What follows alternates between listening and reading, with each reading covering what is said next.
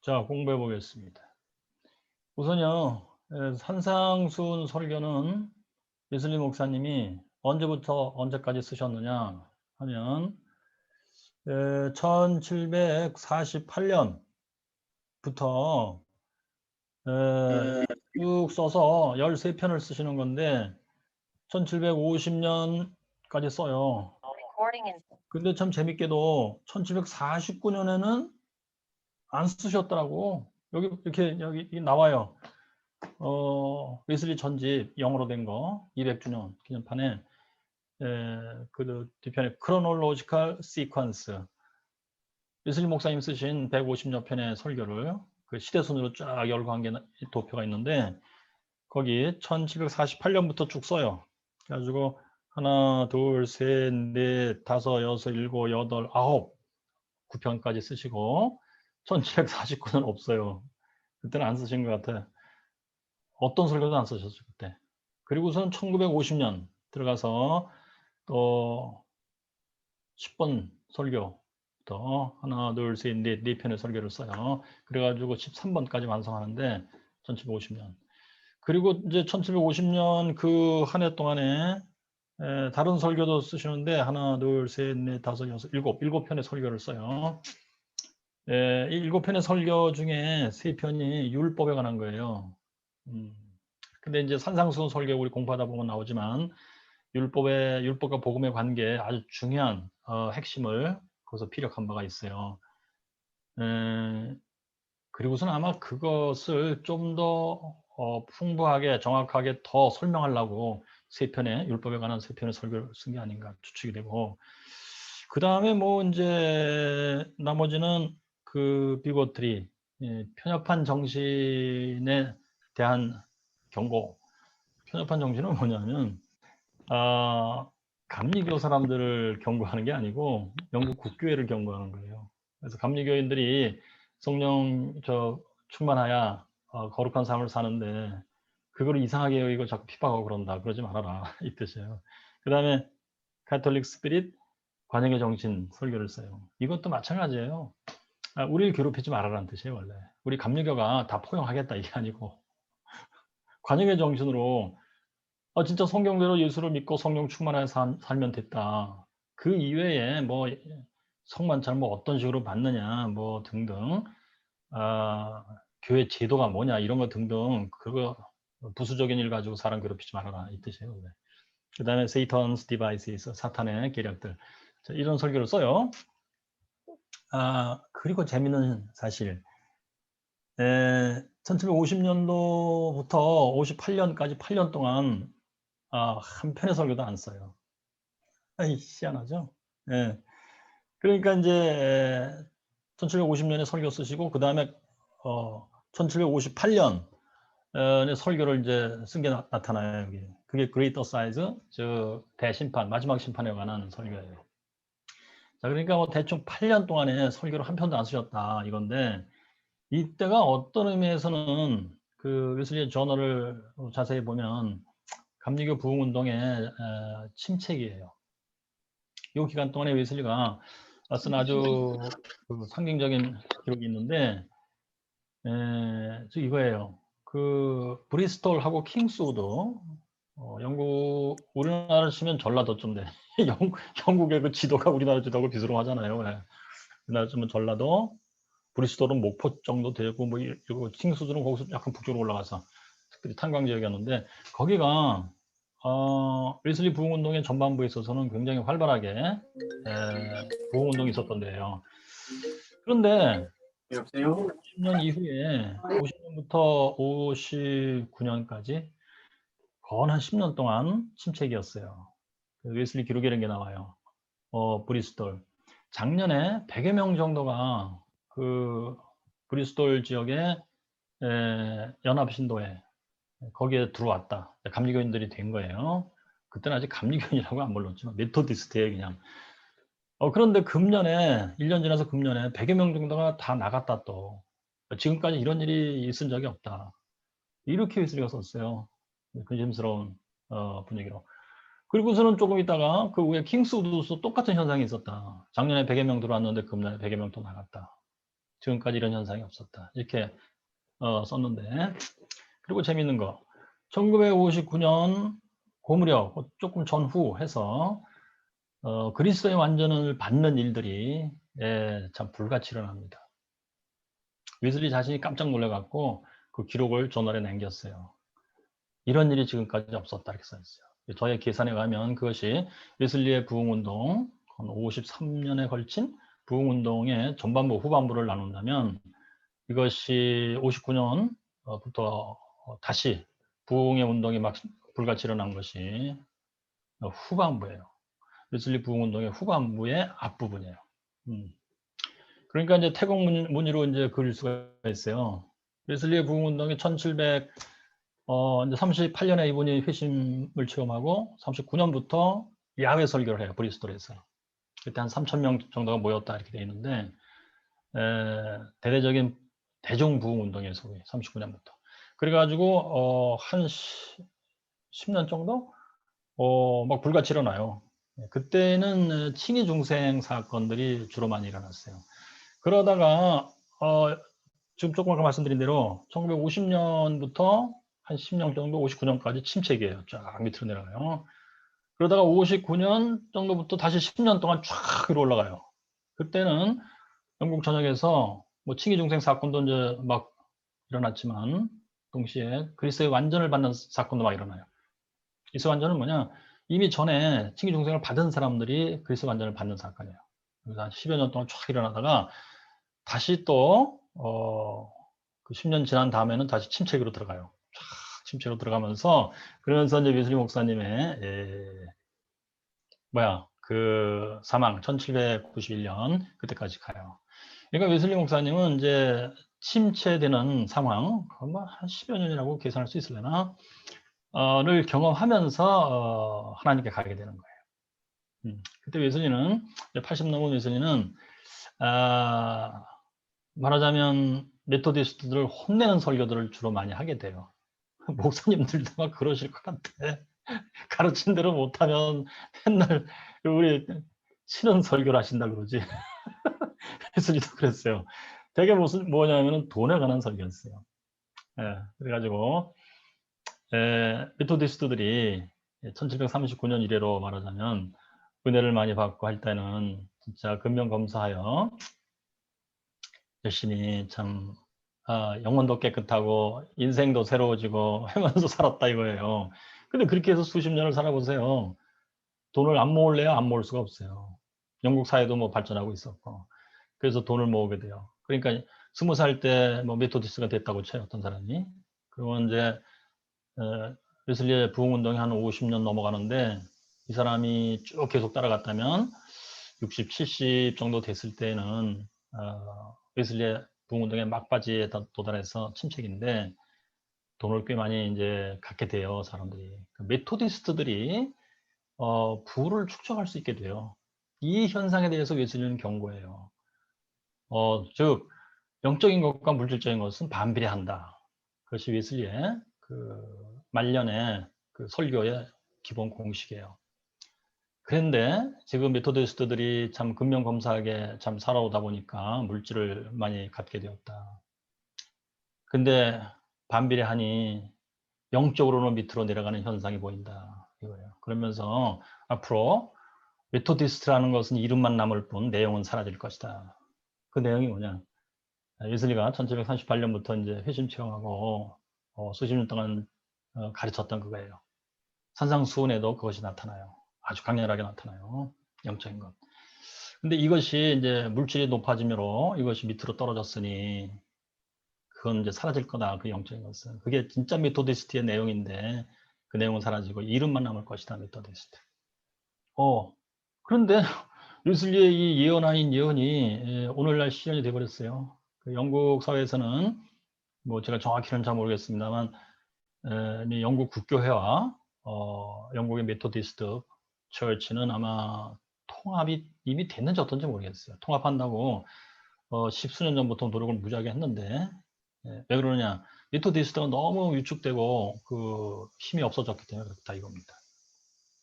그러니까 메토디스트는 영적으로 생명력이 강렬하게 있을 때만 참 살아남을 수 있는 거지.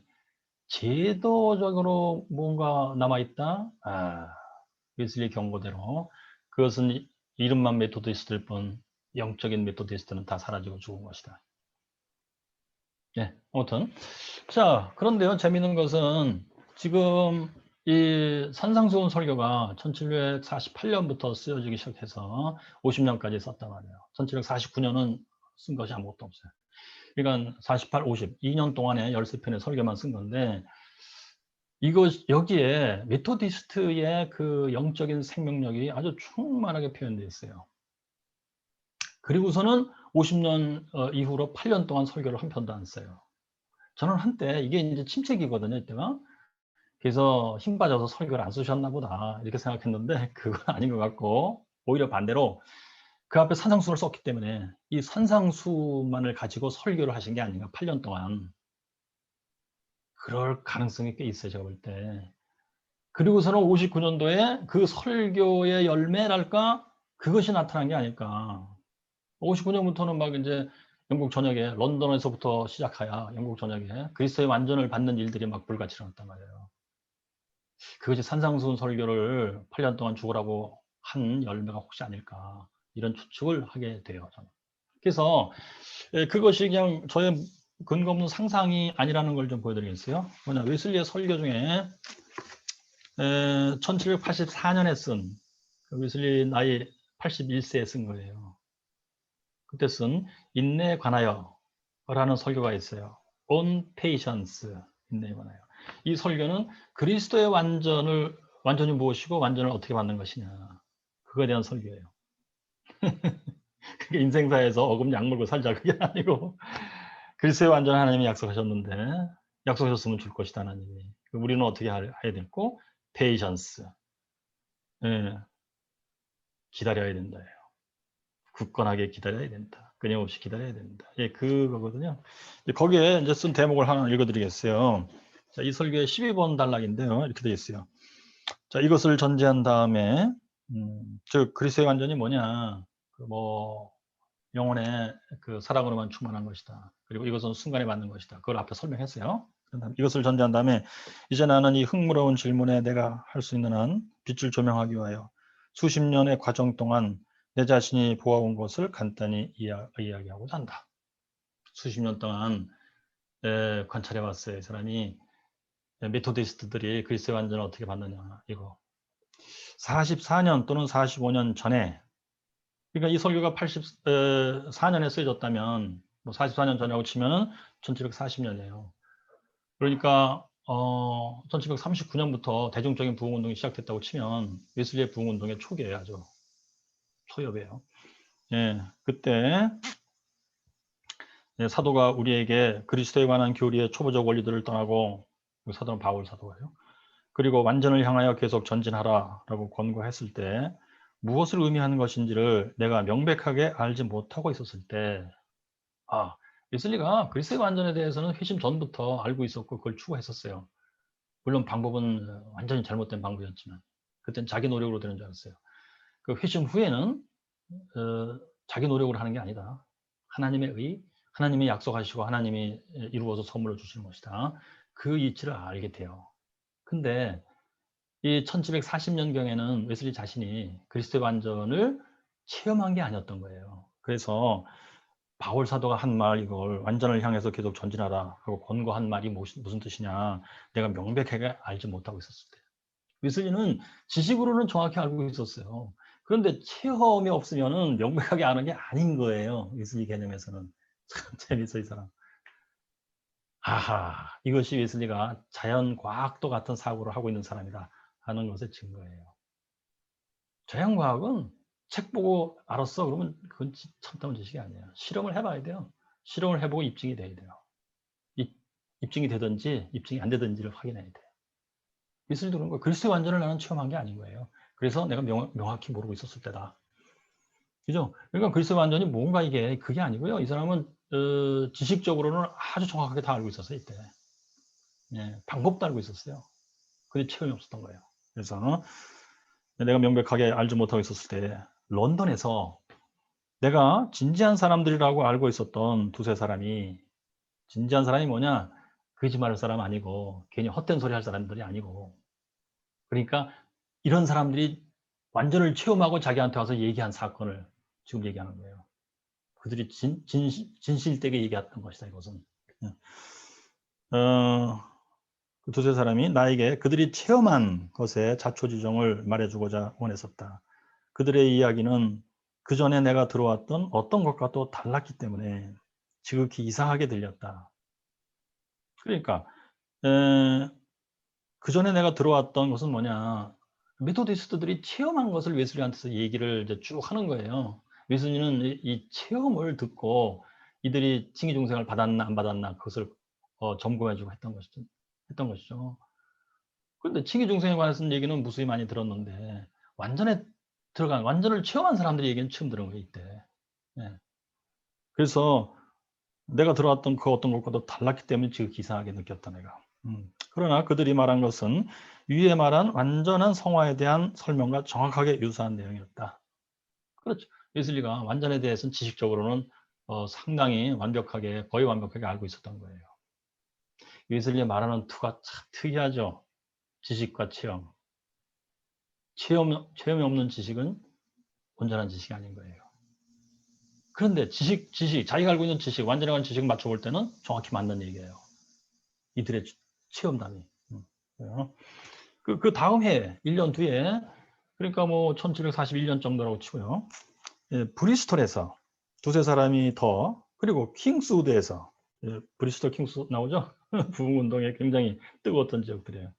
네, 그래서 두세 사람이 개별적으로 나에게 와서 그들이 체험한 것에 대하여 정확히 같은 내용으로 설명해 주었다. 그리고 몇 년 후에 나는 동일한 고백을 했던 런던에 있는 그 모든 사람들을 함께, 그러니까 이제 몇 년 후에 웨슬리가 이들을 불러서 이제 아주 세밀하게 질문을 해가면서 점검을 해요. 파운델이 메토디스트들의 집회 및 예배 건물, 주물 공장을 개조한 것이기 때문에 파운델이에요. 예, 모여서 나를 만나주기를 나는 부탁했다. 그들을 이제 불렀어요. 나는 그들의 이야기를 내가 완전히 만족할 때까지 들어보기를 원했다. 나는 저 하나님의 사람 토마스 웰시에게도 우리 모임에 참석해 주기를 부탁했다. 그래서 웰시하고 웨슬리하고 둘이서 이 사람들에게 질문을 해가면서 이제 뭐랄까 조사, 검토하는 거예요. 우리가 모였을 때 우리 가운데 첫 번째 사람이, 그 다음에 다른 사람이 우리가 해낼 수 있는 가장 탐색적인 질문들을 그들에게 던졌다. 수사하듯이 아주 세밀한 질문들을 던지면서 그들이 체험한 내용이 도대체 뭔가 그걸 지금 연구하고 있는 거예요. 그들의 각인은 모두 주저없이 대답했으며, 주저없이 대답했다가 뭐냐, 거짓말하는 게 아니었다, 꾸며낸 얘기가 아니었다요. 그러니까 즉시 대답을 하는 거 보니까 체험한 대로 얘기를 하는 거구나, 이 사람들이. 그거예요. 지극히 단순 명료하게 대답했기 때문에 단순 명료가 뭐냐, 꾸며낸 얘기가 아닌 거짓말해 가면서 앞뒤를 맞추려고 끙끙거리고 그런 것이 없었어. 체험한 그대로 솔직 담백하게 그냥 얘기한 거예요, 체험한 대로. 그래서 우리는 그들이 스스로 착각하고 있는 것이 아니라는 것을 충분히 확신할 수가 있었다. 그러니까 이제 이때 그 특별히 토마스 웰시하고 웨슬리하고 이 사람들을 불러서 점검했던 것의 핵심 목적은 뭐냐면 이들이 거짓말하고 있느냐 아니냐 그거였었어요. 이들이 거짓말을 한 것은 아니었다요. 그 다음에 1759년, 자 그러니까 이제 1741년 그때부터 19년 지나는 거죠. 아까 말씀드린 대로 웨슬리 부흥운동의 후반부예요. 후반부의 첫 부분, 그리스의 완전을 막 받기 시작한 그해예요. 1759년, 60년, 61년, 62년, 1, 2, 3, 4, 4년 동안에 그런 사람들의 숫자는 극단적으로 증가하였다. 완전을 받는 사람들이 막 증가한 거예요. 극단적으로. 런던과 브리스톨에서뿐만 아니라 잉글랜드, 그러니까 이제 영국 본토겠죠. 거기와 아일랜드, 여러 지역에서도 그러했다. 그러니까 영국 전역에서 다 그런 현상들이 일어나고 있는 거예요, 지금. 영국 전역에 퍼져 있는 메토디스트들 가운데서 완전 맞는 일들이 막 일어나는 거예요. 나는 다른 사람들의 증언을 믿지 않고 내 자신이 이들의 대부분을 면밀히 검토하였다. 그러니까 전해 들은 얘기가 아니고 웨슬리 자신이 직접 이들을 질문하면서 사실 여부, 내용, 어떤 내용인가를 조사한 거예요. 나는 런던에서만 그들의 체험이 지극히 명료하고 그들의 증언을 의심할 만한 이유가 전혀 없는 사람들을 런던에서만 카운트해 봤어요.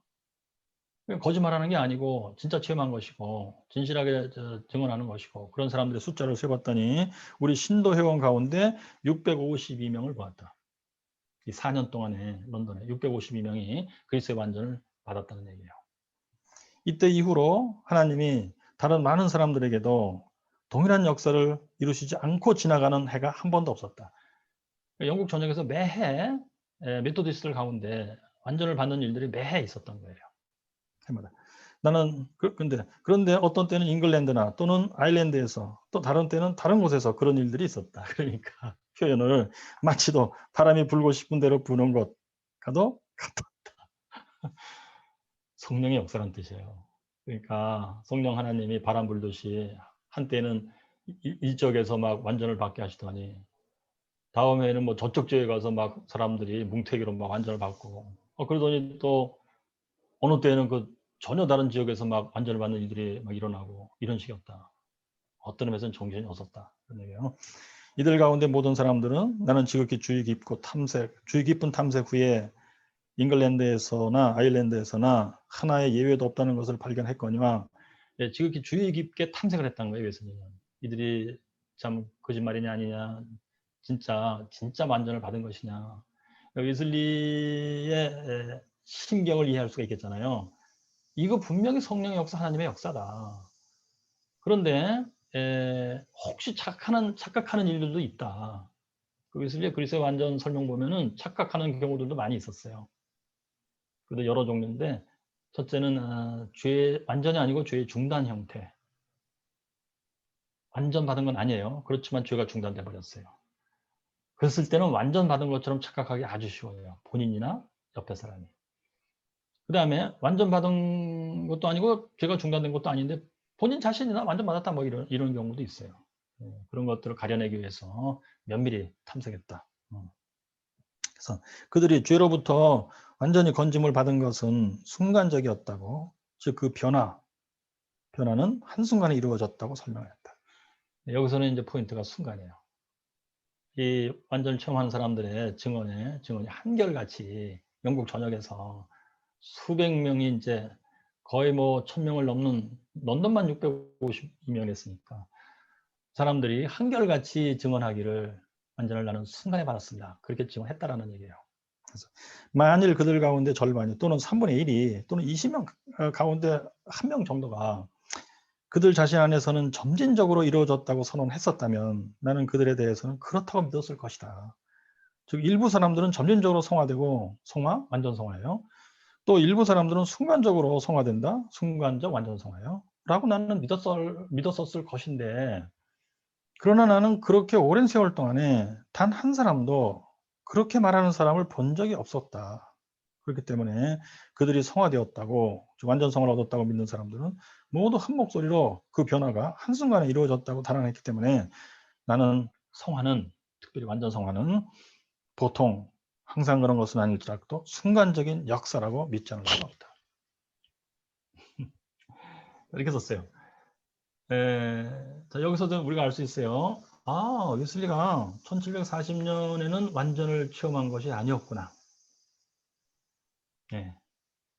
그런데 여기 이제 제가 읽어드린 기록은 1740년부터 이제 1762년 그 근방까지의 웨슬리의 탐색 작업을 소개해 준 거예요. 그러면 궁금한 거, 웨슬리 자신은 언제 완전을 체험했느냐 이거예요. 그 명백한 기록이 없어요. 제가 어떤 학자의 글을 봐도 웨슬리가 몇 년 언제 완전을 받았다, 그 기록이 여기 있다, 그걸 못 봤어요. 제 자신이 찾아봤지는 역시 못 찾았어요. 그런데 제가 산상순 설교를 번역해 가면서 뭐 몇 년에 걸쳐서 이걸 대학원에서 이제 세미나도 하고 했는데 그러던 중에 제가 느낀 게 있어요. 산상순에서 웨슬리가 완전을 아주 집요하게 설명해요. 특별히 팔복을 설명할 때 그래요. 팔복 중에서도 이제 완전 장면이 뭐냐면은 자비로운 자는 하나님의 자비를 받을 것이다. 자비. 그것이 이웃사랑, 완전한 이웃사랑을 묘사한 거가. 요즘 그렇게 봐요. 그다음에 마음이 청결한 자는, 그것이 이제 그리스도의 완전 가운데서도 특별히 완전한 하나님의 사랑, 하나님을 사랑하는 완전한 사랑으로 충만한 사랑. 그러니까 완전의 이제 데피니션이 간단히 이거잖아요. entire love. 자, 그러니까 하나님을 사랑하고 이웃을 사랑하고 하는 그 사랑으로만 채워져 있다, 영혼이. 그래서 예수님은 팔복을 완전에 도달하는 과정이라고 이제 이해를 한 거예요. 근데 그것을 설명할 때, 뭐 자비로운 사람은, 이웃 사랑으로 충만한 사람을 묘사할 때 주로 고린도전서 13장을 가지고 설명을 해요. 그런데 재미있는 것은 고린도전서 13장을 해석하는 거예요, 웨슬리가. 근데 대단히 특이하게 해석을 한 거예요. 고린도전서 13장을 뭐 이제 이웃 사랑이라 기본적으로 알고 있죠, 사람들이. 또 학자들도 그것을 뭐 이렇게 저렇게 설명하고 합니다. 신약 학자들도. 근데 웨슬리가 산상수훈에서 고린도전서 13장을 설명을 쭉 그렇게 정확하게 하는데 그런 분위기로 설명하는 것을 전 못 봤어요.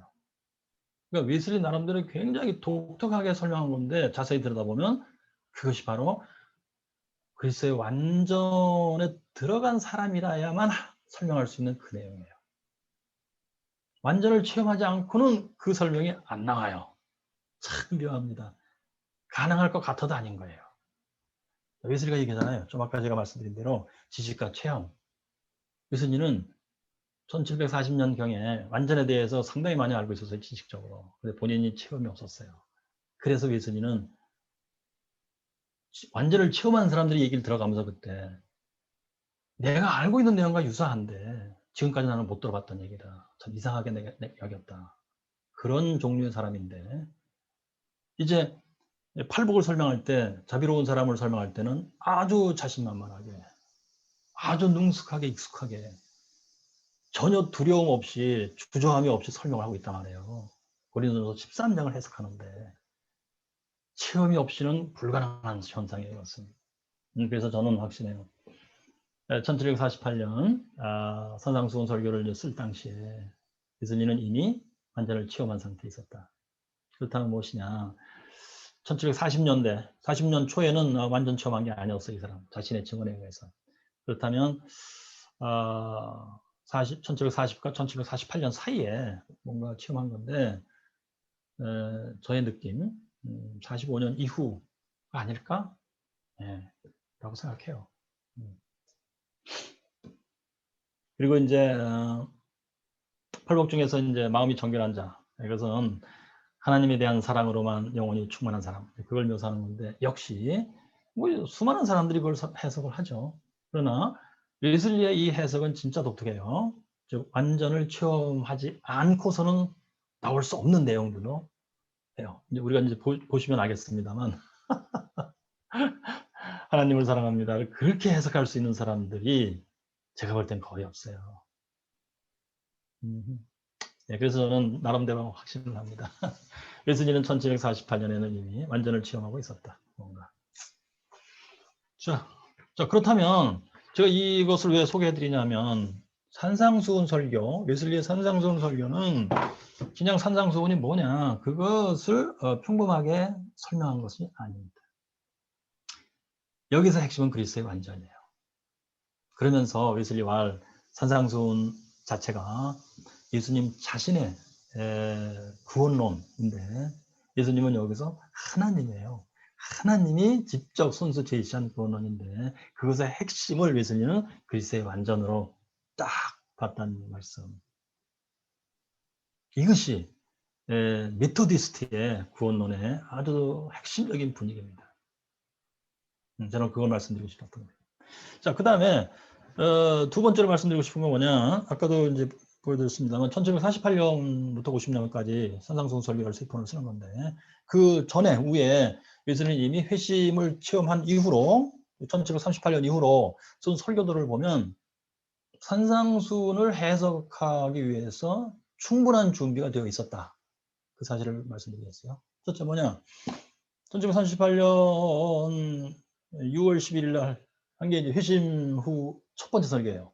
예, 믿음에 의한 구원이라는 설교. 이게 칭의론이죠. 거기 보면 뭐 칭의론이 충분히 설명은 안 돼 있습니다만 아주 정확하게 설명되어 있어요.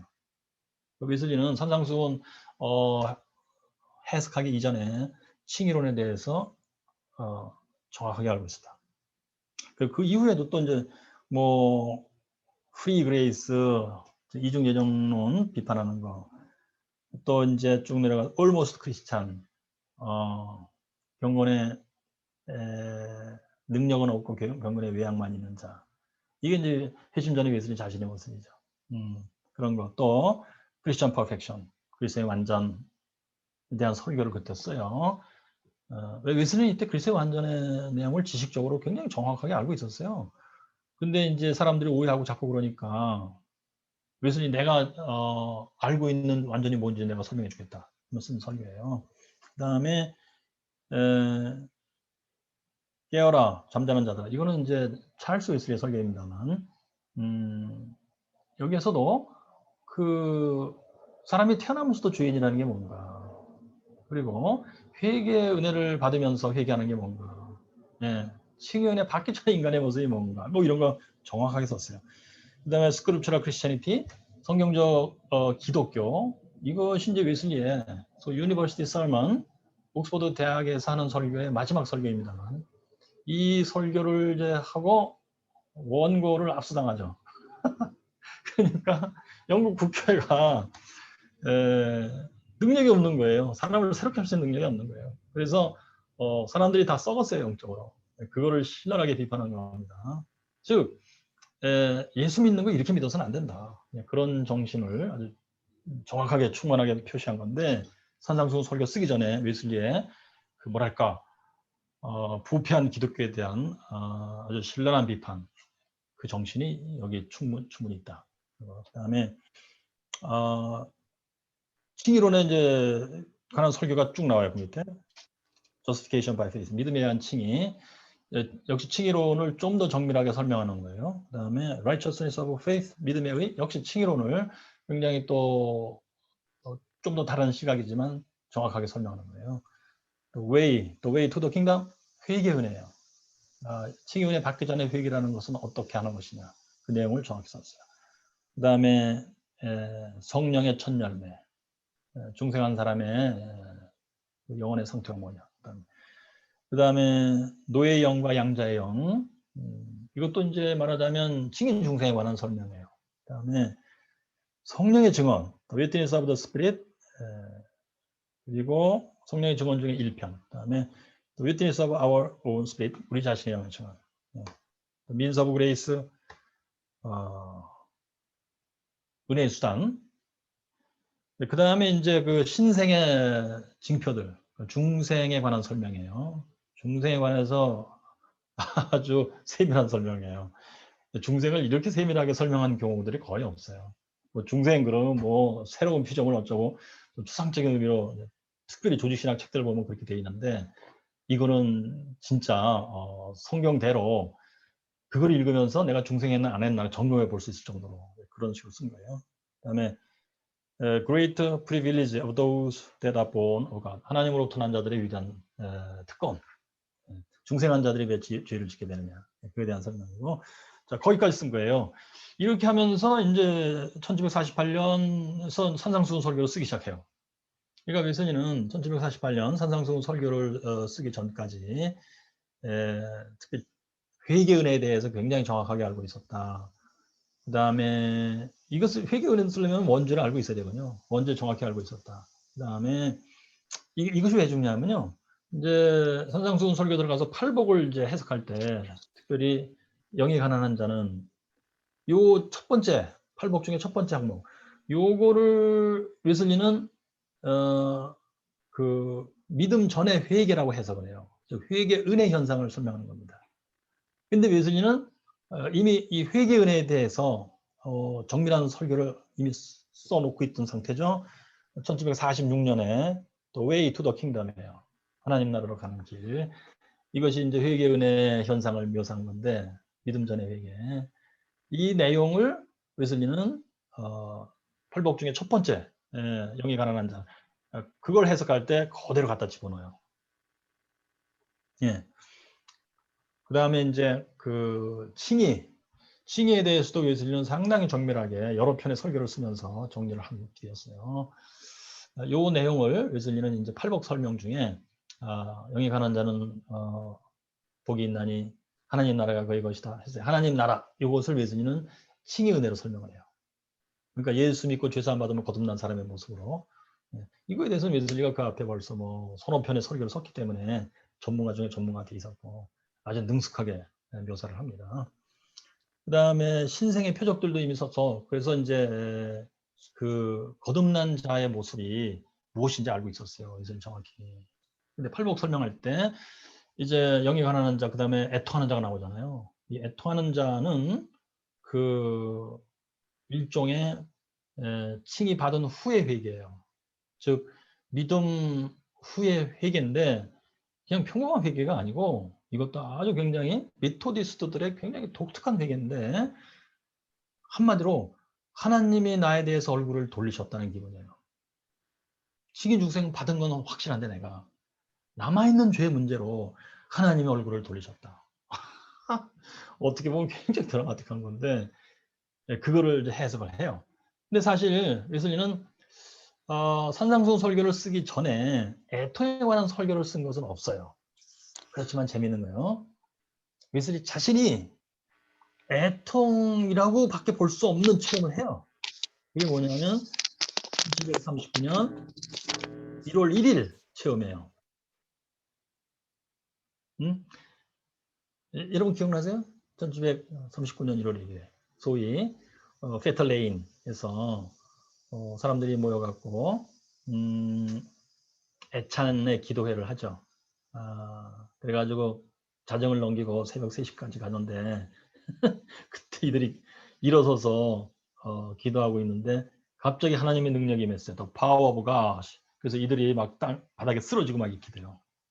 그러면서 조금 후에 일어나가지고 다들 너무 감사해서 감격하여 찬송을 불렀다는 건데 그리고 나서 3, 4일 뒤에 1939년 1월 4일 웨슬리의 전월 기록 보면 나는 크리스찬이 아니다 라고 썼어요. 거기 익명으로 써요. 내가 아는 어떤 사람이 나는 크리스찬이 아니다 라고 나한테 써보냈다. 그게 웨슬리 자신인데요. 이유는 뭐냐? 내 속에 하나님에 대한 사랑이 없다. 나는 하나님보다 더 인간을 더 사랑한다. 그리고 내 속에 peace, 평화가 없다. 나는 비교적 건강하고 어느 정도 뭐 여유가 있으니까 그렇지 않고 그런 상황에서 누가 평안하지 않겠느냐. 난 그것 때문에 평안하지 하나님으로부터는 평화가 내 속에 있는 게 아니다. 그래서 기록하고 그다음에 joy in the Holy Spirit, 성령 안에서의 즐거움. 때때로는 나는 즐겁기는 물론 하다 맞다. 그렇지만 이것은 항시적이고 지속적인 게 아니다. 다른 것 때문에 나는 더 즐거워한다. 이러면서 괴로워해요. 고로 나는 크리스찬이 아니다. 예, 그게 애통이에요. 하나님의 얼굴을 돌리셨다예요. 그러면서 얘기했어요. 나만 그런 줄 아느냐? 너희들도 마찬가지다 하면서 물귀신 작전식으로 얘기를 썼어요. 이 세상의 성자들아, the saints of the world, 이 세상의 성자들아, 너 자신과 사람들이 너희들을 거룩하다고 할지 몰라도 하나님 눈에는 아니다. 하나님이 너희들에 대해서 얼굴을 돌리셨다. 이런 식인데요. 그런 체험을 해요. 근데 웨슬리가 그 애통의 테마를 가지고 설교를 쓴 건 없어요. 그러다가 1748년 팔복을 설명할 때, 애통을 설명할 때 나와요, 갑자기. 그러면서 아주 드라마틱하게 묘사를 합니다. 우리가 읽어볼 텐데요. 그것도 역시 체험하지 않고는 쓸 수 없는 내용이에요. 네, 그래서요. 제가 지금 말씀드린 건 뭐냐. 웨슬리는 산상수훈 설교를 이제 쓰게 될 때 이미 준비가 거의 90% 이상 충분히 준비된 상태였다. 신학적으로. 그런 의미에서 산상수훈은 어떻게 보면 이제 그 정도 90% 정도 준비가 된 상태에서 본인 자신의 구원론을 아주 체계적으로 정리하는 기회였다. 3년에 걸쳐서. 그것도 이것은 예수님 자신의 구원론이다. 이래가면서 하나님 자신이 제시한 구원론이다. 이래가면서 아주 확신을 갖고 본인 자신의 구원론을 이제 체계적으로 조직적으로 이제 표현한 어떤 작업이었다. 이렇게 됩니다. 그래서 제 생각에는 1750년까지 이 산상수훈 설교를 쓰고, 그 다음에 율법에 관한 설교든지 등등 쓰고, 뭐 경우에 따라서 필요한 설교들을 이제 쓴 건데, 그리고서는 8년 동안 설교를 안 썼어요. 즉 산상수훈 설교를 완성하고 웨슬리는 이거 가지고만 가르쳐도 충분하다 뭔가라고 생각하지 않았을까요? 8년 동안 이것만 주구장창 설교하지 않았을까? 제가 더 앞으로 확인해 봐야 될 역사적 사실을 더 확인해 봐야 될 건데요. 저는 현재는 그렇게 상상하고 있어요. 그러다가 9년 뒤에 1759년도부터 그리스의 완전을 받는 일들이 막 실제로 터진 거예요. 아, 이거 무슨 영화 같아요. 산상수훈 설교 자체가 그리스의 완전을 설명하는 거예요, 원래. 그 설교를 죽으라고 했더니 9년 뒤에, 9년 동안 했더니 드디어 터졌다, 이 일이. 웨슬리 자신이 눈이 동그래서 놀래요. 지금까지 이런 일이 없었다. 나 자신도 놀랬다. 뭐 이러면서. 드라마틱하죠. 자, 여기서 우리가 알 수 있는 거. 이것이 이제 장로교하고 좀 다른 점인데요. 장로교는 교리를 천히 조직적으로 가르치는 거예요. 예, 저기 위에 계시론부터 종말론까지. 그렇게 하면서 믿음을 다져가면서 저 믿음이 그런 방식으로 성장해 가면서 이제 진짜 원숙한 그리스도인이 되는 그런 방식이에요. 뭐 나쁜 거 아니에요. 좋아요. 뭐 성경에 맞아요 또한. 그런데 웨슬리 방식은 분위기가 완전히 달라요. 드라마틱해요. 본인 자신도만 눈이 동그래요. 하나님의 직접적인 역사가 하늘 위로부터 쏟아지는 것 같은 체험을 하고, 또는 한동안 그런 체험이 없는 거예요. 10년 넘도록. 그래서 갑자기 위로부터 쏟아지고, 이런 방식도 있어요. 그러니까 뭐 사람들의 취향에 따라서 나는 어떤 게 좋아 그럴 수 있어요, 물론. 저는 두 가지 다 뭐 맞다고 봐요. 근데 우리 웨슬리의 감리교의 특징이 뭔가는 좀 알고 있어야 되겠다, 그런 느낌입니다. 자, 일단 여기까지. 여러분 혹시 뭐 질문 있으신가요? 없어요. 좋아요. 자, 그러면 이제 산상수훈 설교 1번으로 들어가 보겠어요. 이 책에 뒤에 이제 그 부록을 제가 실어놨습니다만, 산상수훈 설교의 그 기본 구조부터 한번 보겠어요. 부록 중에 1번. 산상수훈 설교의 구조, 도해. 452페이지. 보겠습니다. 450페이지. 펴졌나요? 좋아요. 이제 산상수훈이 마태복음 5장, 6장, 7장 세 개로 돼 있죠. 세 개의 장으로 돼 있어요. 그래서 웨슬리도 13편의 설교를 세 부분, 세 덩어리로 구분을 했어요. 자, 그러면 5장, 마태복음 5장에 대한 설명은 설교 1번부터 1, 2, 3, 4, 5번 5개의 설교가 들어가 있어요. 어떻게 되어 있냐면 1번 설교에서는 팔복 중에 2개, 심령이 가난한 자 그거하고 애통하는 자, 이걸 설명했어요. 아까 말씀드린 대로 심령이 가난한 자는 믿음 전의 회개예요. 그러니까 칭의 은혜 받기 직전까지의 회개예요. 웨슬리의 구원론에서 회개 은혜를 받으면서 하는 회개예요. 그렇게 봤어요. 그래서 그걸 설명하고, 그 다음에 이 심령의 가난은 칭의 중생 받은 이후에도 지속되는데, 그때도 심령이 가난한 현상이 지속적으로 있어야 돼요.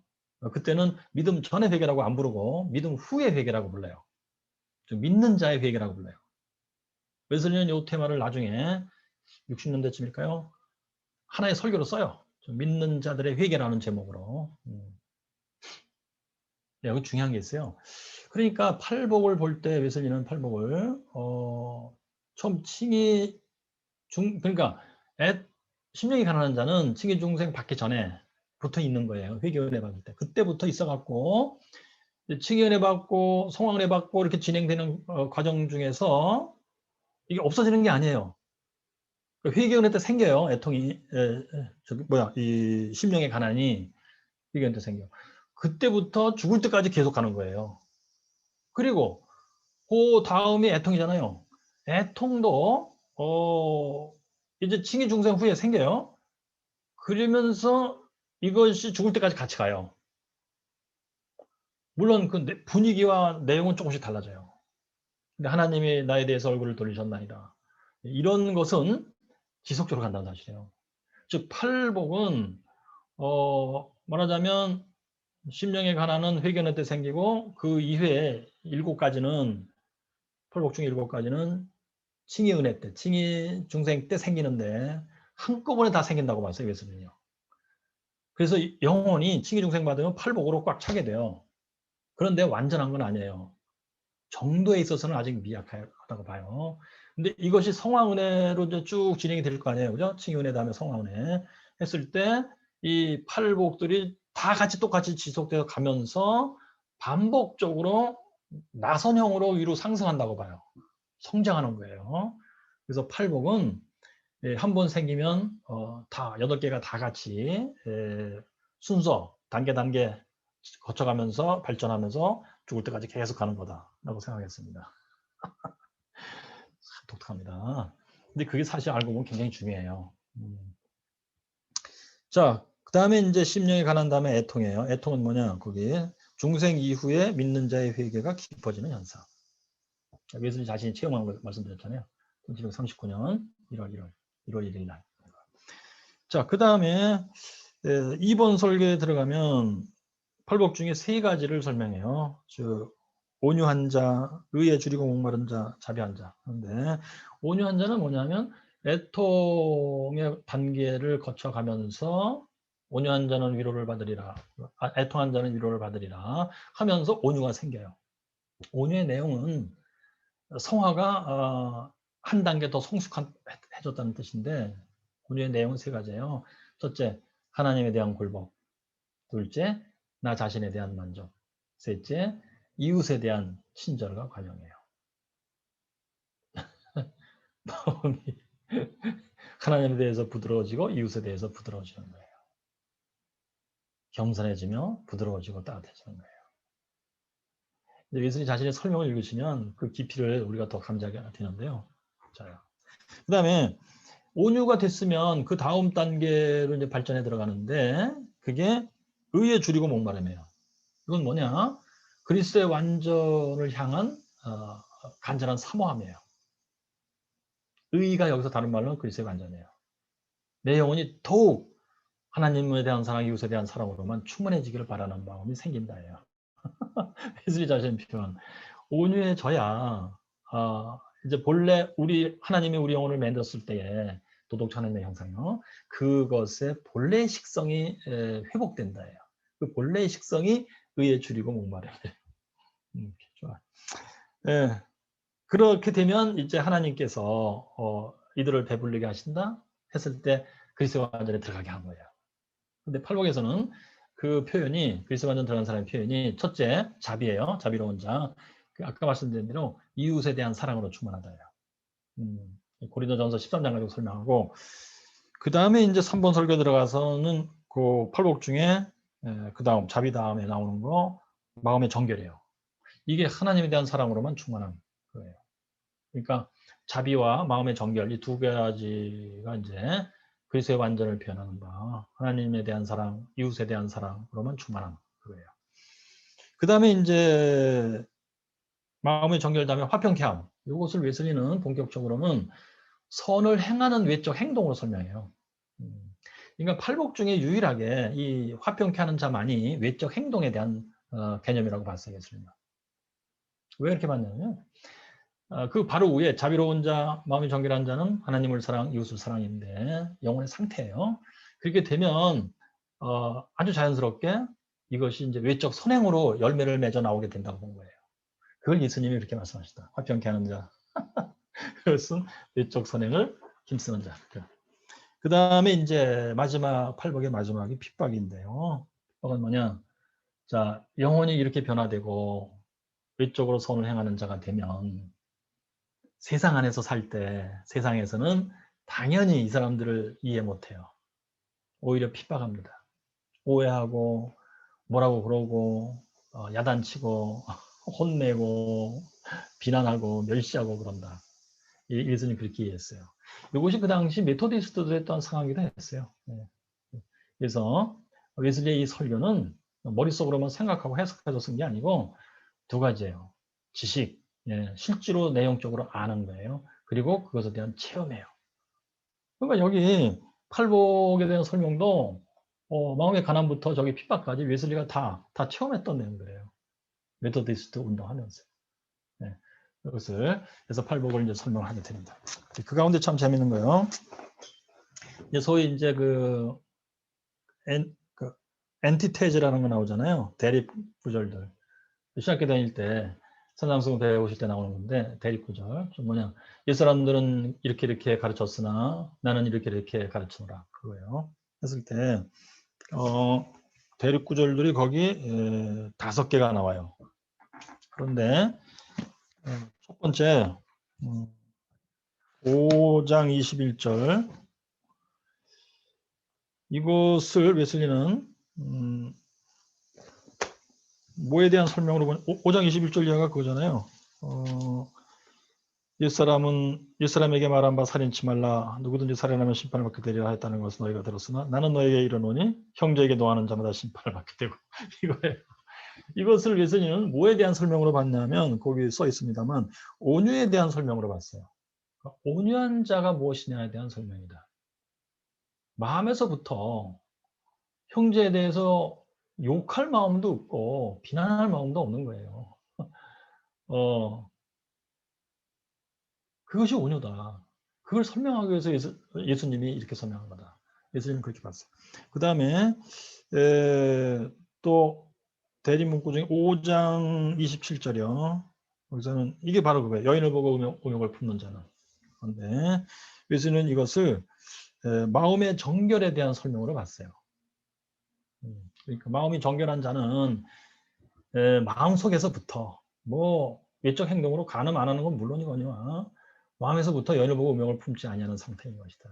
그것이 마음이 정결한 것이고 하나님을 사랑하는 아이다. 하나님 사랑으로만 영혼이 충만한 상태를 의미하는 것이다. 이렇게 봤던 거예요.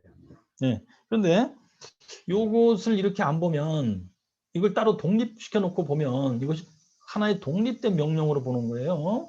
그래가지고 특별히 이상하게 설명한 사람이 톨스토이예요. 그래서 여인을 보고 음욕을 품지 말아야 된다.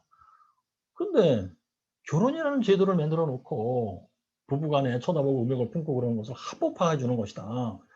이거 산상수훈에 어긋난다. 결혼제도 못 쓴다 이거. 이렇게 해석을 했어요 톨스토이가. 그러니 산상수훈을 보고 오해를 하면 참 기계망측한 세계관들이 만들어져 왔던 것을 지속적으로 보게 돼요 우리가. 좋아요.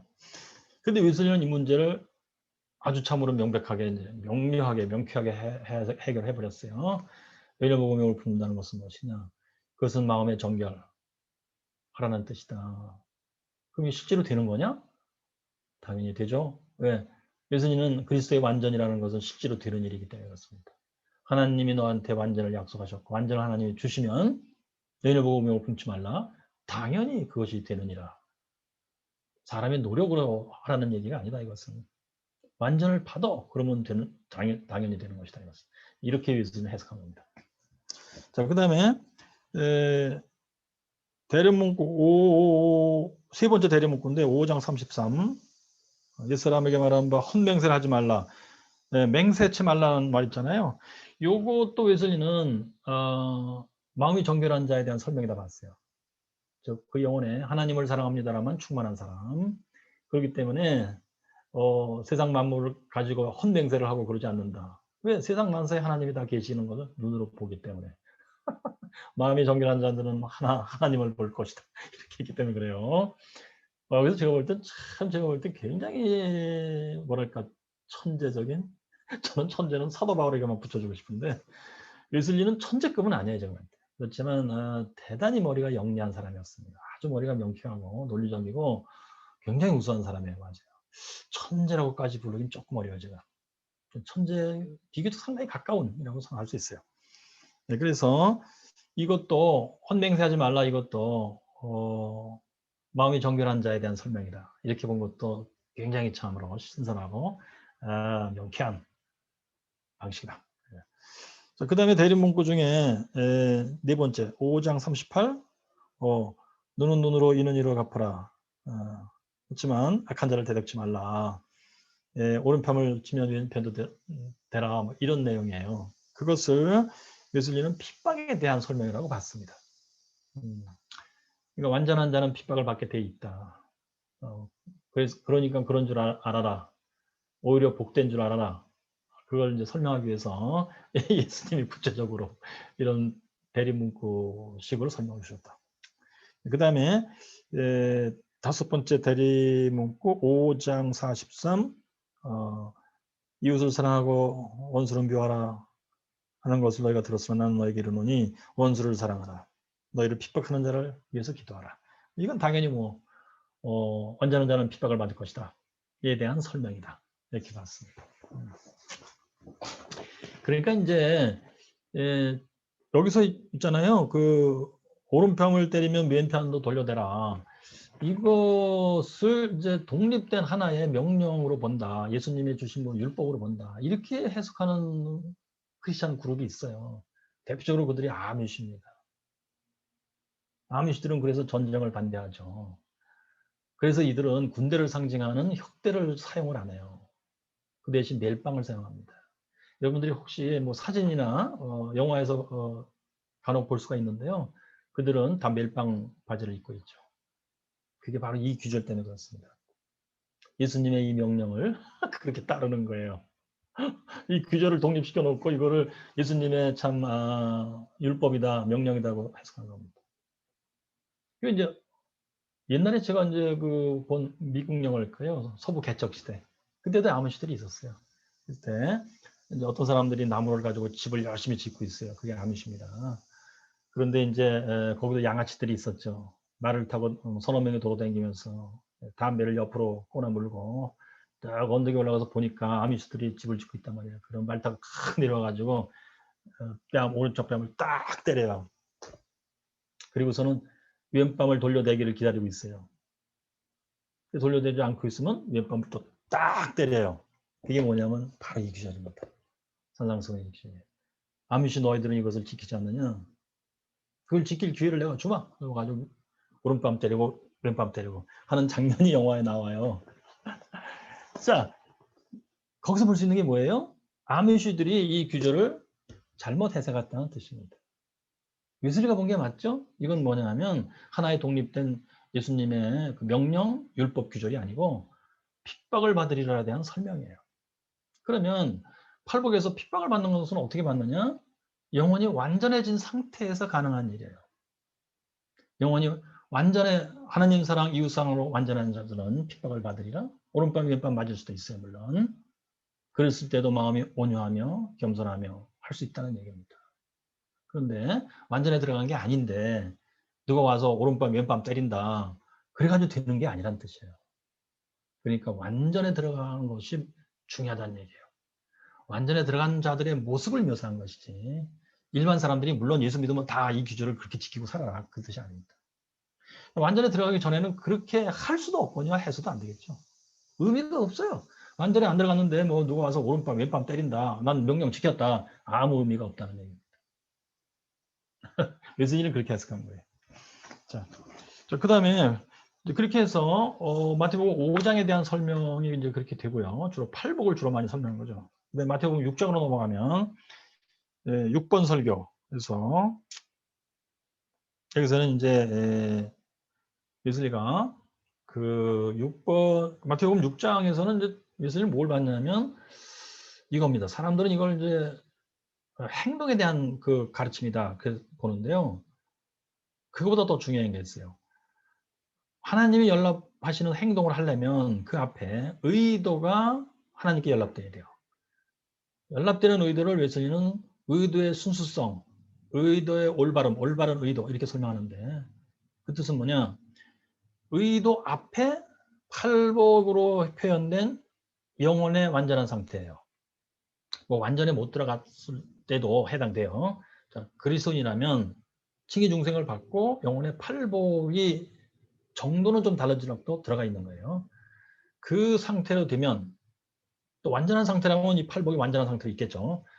되면 행동으로 나가기 이전에 이 영혼의 거룩한 기질, 8가지 기질에서 의도가 형성된다고 봤어요.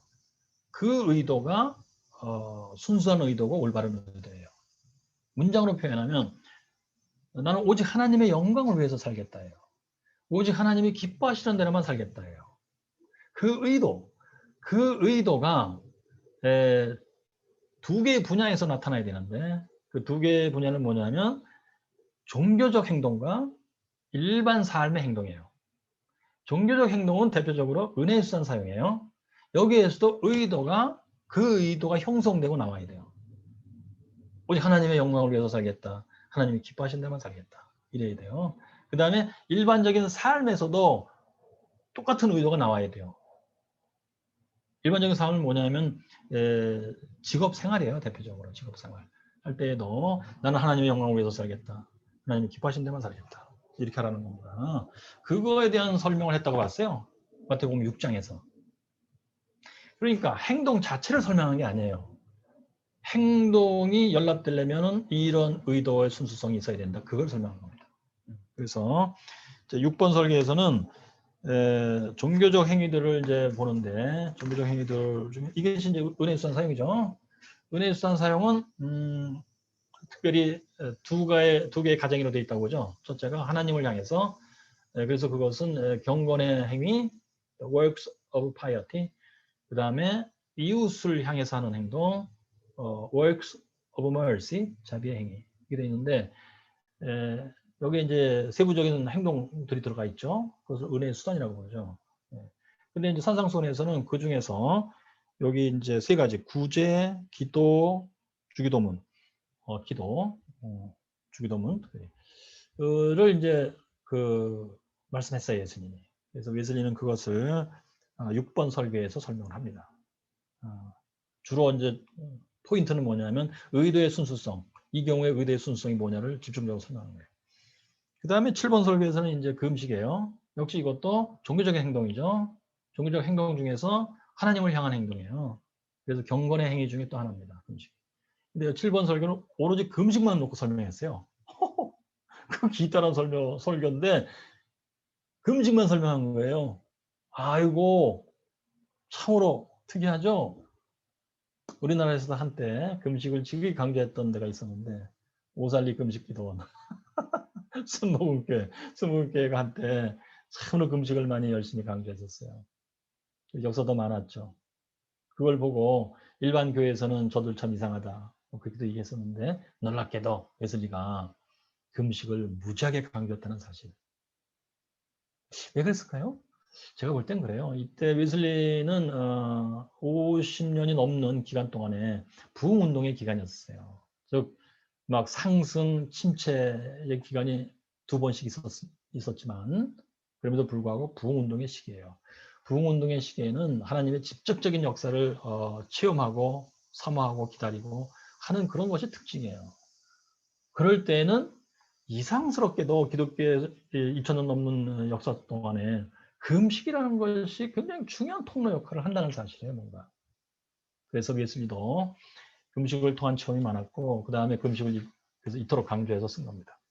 그 다음에 8번 설교는 재물에 관하여 여기서는 이제 그 인간이 살면서 하는 행동 중에 종교적 행동 말고 일상적 행동이야. 일상적 삶, 커먼 라이프. 커먼 라이프에서의 행동 중에 아주 중요한 것 재물의 문제입니다. 그것을 설명하고 그 다음에 9번 설교에서는 역시 일상적인 삶에 있어서 재물과 하나님을 겸하여 섬길 수 없다. 역시 이제 의도의 순수성을 설명하는 것이죠. 결국 하는 것을 설명합니다. 그 다음에 그렇게 해서 이제 6장 끝나고 이제 7장으로 들어가요. 이것이 이제 웨슬리의 산상수훈 설교 중에 마지막 3번째 덩어리입니다. 여기서는 이제 일종의 경고예요. 즉 영혼을 이제 순수하게 했으면 5장 그리고 너의 영혼 속에 의도가 순수하게 올바르게 형성이 됐으면 하고 그 다음에 이것을 지켜야 된다예요.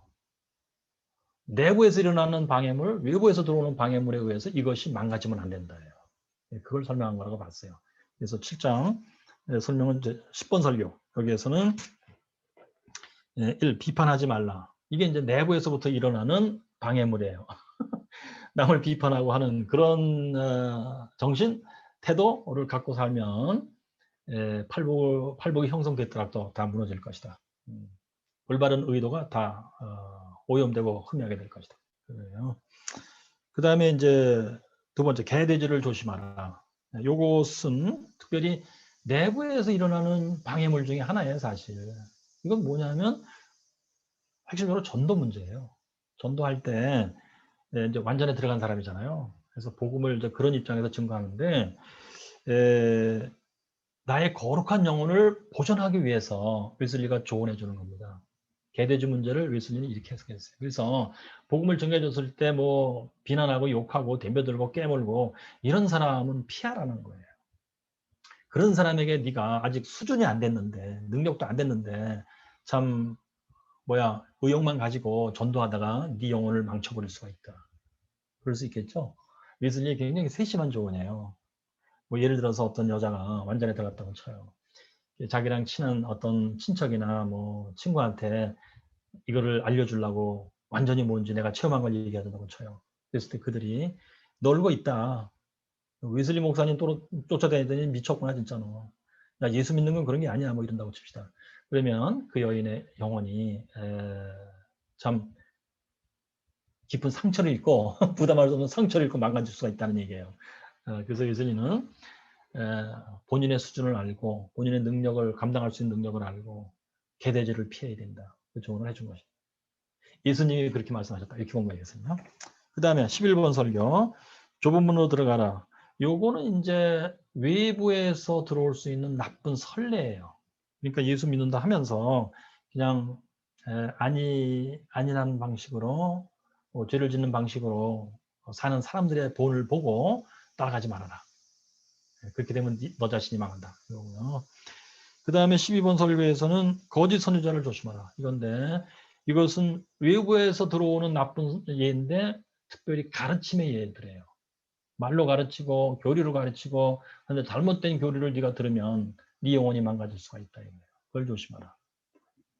그리고 이제 13번 마지막 설교에서는 모래 위에 집을 짓는 자, 반석 위에 집을 짓는 자 이건데 모래 위에 집을 짓는 자는 제가 읽어보니까 거의 그리스도인들을 비판한 거예요. 즉 회심 전에 웨슬리 자신의 모습인데 경건의 능력은 없고 경건의 외양만 있다. 예수 믿노라 하면서 실제로 영혼이 팔복으로 채워지고 이제 행동을 하기 전에도 순수하고 올바른 의도가 형성돼 있고 하는 상태의 사람들이 아닌 거예요. 예수 믿노라 하면서 진짜 그렇게 믿으면 안 되는 건데 그런 예들이 세상에 참 세고 셌다. 그것을 조심하라. 너는 그렇게 되지 말아라. 이거고요. 반석 위에 집을 짓는 자들. 제가 읽어봤더니 이것은 메토디스트를 묘사한 거예요. 반석 위에 집, 메토디스트들이 반석 위에 집을 짓는 자들이니 산상승설을 잘 읽고 우리는 제발 좀 반석에 집을 짓는 사람들이 되자. 이런 식으로 해서 마쳤습니다. 네. 이것이 웨슬리의 산상승설교의 구조입니다. 네. 자, 혹시 여기까지 질문 있으신가요? 목사님, 동부천 찬빛교회 김준환 목사입니다. 그래, 예. 네. 목사님, 교수님 이제 웨슬리 산상수 연구하실 때 이제 도입 후에 이제 윤리로 보지 않고 이제 구원의 여정 과정으로 보신다 하셨잖아요. 그러니까 윤리로 봤을 때는 내 노력으로 지켜야 된다는 그런 전제가 깔려서 윤리가 아니라 이제 구원의 여정으로 봐야 된다는 것은 구원은 내가 하는 게 아니라 그리스도 그분께서 하시는 것이기 때문에 믿음으로 하는 거라서 윤리가 아닌 믿음으로 그렇게 해서 이제 이해를 좋아요. 예, 뭐 그렇게 볼 수 있어요. 좋아요. 근데 이제 여러 가지 방식으로 그 테마를 설명할 수 있어요. 뭐냐면 첫째, 산상순을 윤리도덕으로 보면 안 된다. 제가 그걸 강력히 주장하는 이유는 뭐냐. 윤리도덕으로 보는 사람들이 너무 많기 때문이에요. 제가 이제 부록으로도 뒤에 실어놨습니다만 뭐 1800년대, 1900년대에도 산상순을 뭐 처음부터 끝까지 윤리로 보는 사람들이 너무 많았고 다 잘못 읽은 거예요. 그 다음에 오늘날에도 그 미국의 그 감리교 거기에서 이제 그 웨슬리 그 200주년 전집 200주년 기념판 전집을 냈어요. 특별히 웨슬리의 설교는 이제 아웃들러라는 사람이 주도하여 편집하고 각주도 붙이고 설교마다 앞에 해설도 붙이고 뭐 이렇게 했는데 산상수훈 해설에는 아웃들러가 이것은 복음적 윤리다 이렇게 써놨어요. 그리고 이걸 따라서 우리나라에서도 이제 웨슬리 설교 전집을 7권으로 해서 냈는데 거기에 역시 웨슬리 산상수훈 설교 설명에 이것은 복음적 윤리다 이렇게 써놨어요. 그거를 제가 보고 이건 아니다 진짜 이렇게 해갖고 제가 논문을 쓴 겁니다. 그러면 윤리라는 게 뭐냐 거기서 윤리는 말이죠 기본적으로 사람들끼리의 약속이에요. 사람들끼리 진짜 우리가 사회를 이루고 살면서 좀 제대로 참 살아보자. 인간끼리 규범을 만들고 인간끼리 그것을 지키면서 잘한다 못한다 이렇게 평가해 가면서 하는 거예요. 그런데 산상수훈이라는 건 뭐냐면 하나님의 말씀이에요. 하나님이 너랑 나랑 관계가 무엇인지 얘기해 주겠다요. 우리 이제 산상수훈 설교 좀 이따 읽어보겠습니다만 하나님이 예수님이 삼위일체 하나님의 한 분으로서 말이지 성자 하나님으로서 나와 너희들의 관계가 뭔지 내가 얘기해 주겠다 이 얘기예요. 그건 윤리가 아닌 거예요. 그렇게 하면서 너희들이 그럼 하나님 앞에서 쉽게 얘기해서 잘 되는 길이 뭐냐 구원받는 길이 뭐냐 너의 영혼이 깨끗해지며 하나님이 연락되는 그런 의도를 가지고 행동할 수 있는 길이 무엇이냐 예? 그리고서는 드디어는 예수님 재림하시고 이 세상을 다 폐지하고 이제 영생으로 갈 때 우리가 영생으로 갈 수 있는 길이 무엇이냐 예수님이 이거 굉장히 중요시 여겨요. 영생 간다는 거. 이거에 대한 가르침이란 얘기 이건 윤리가 아니죠. 이 내용을 인간들끼리 사회 안에서 서로 간에 회의하면서 우리가 지켜야 될 기본이 뭐냐 이래가지고 만들었다고요. 그게 윤리인데 예수님이 그 윤리를 얘기해 준 거라고요.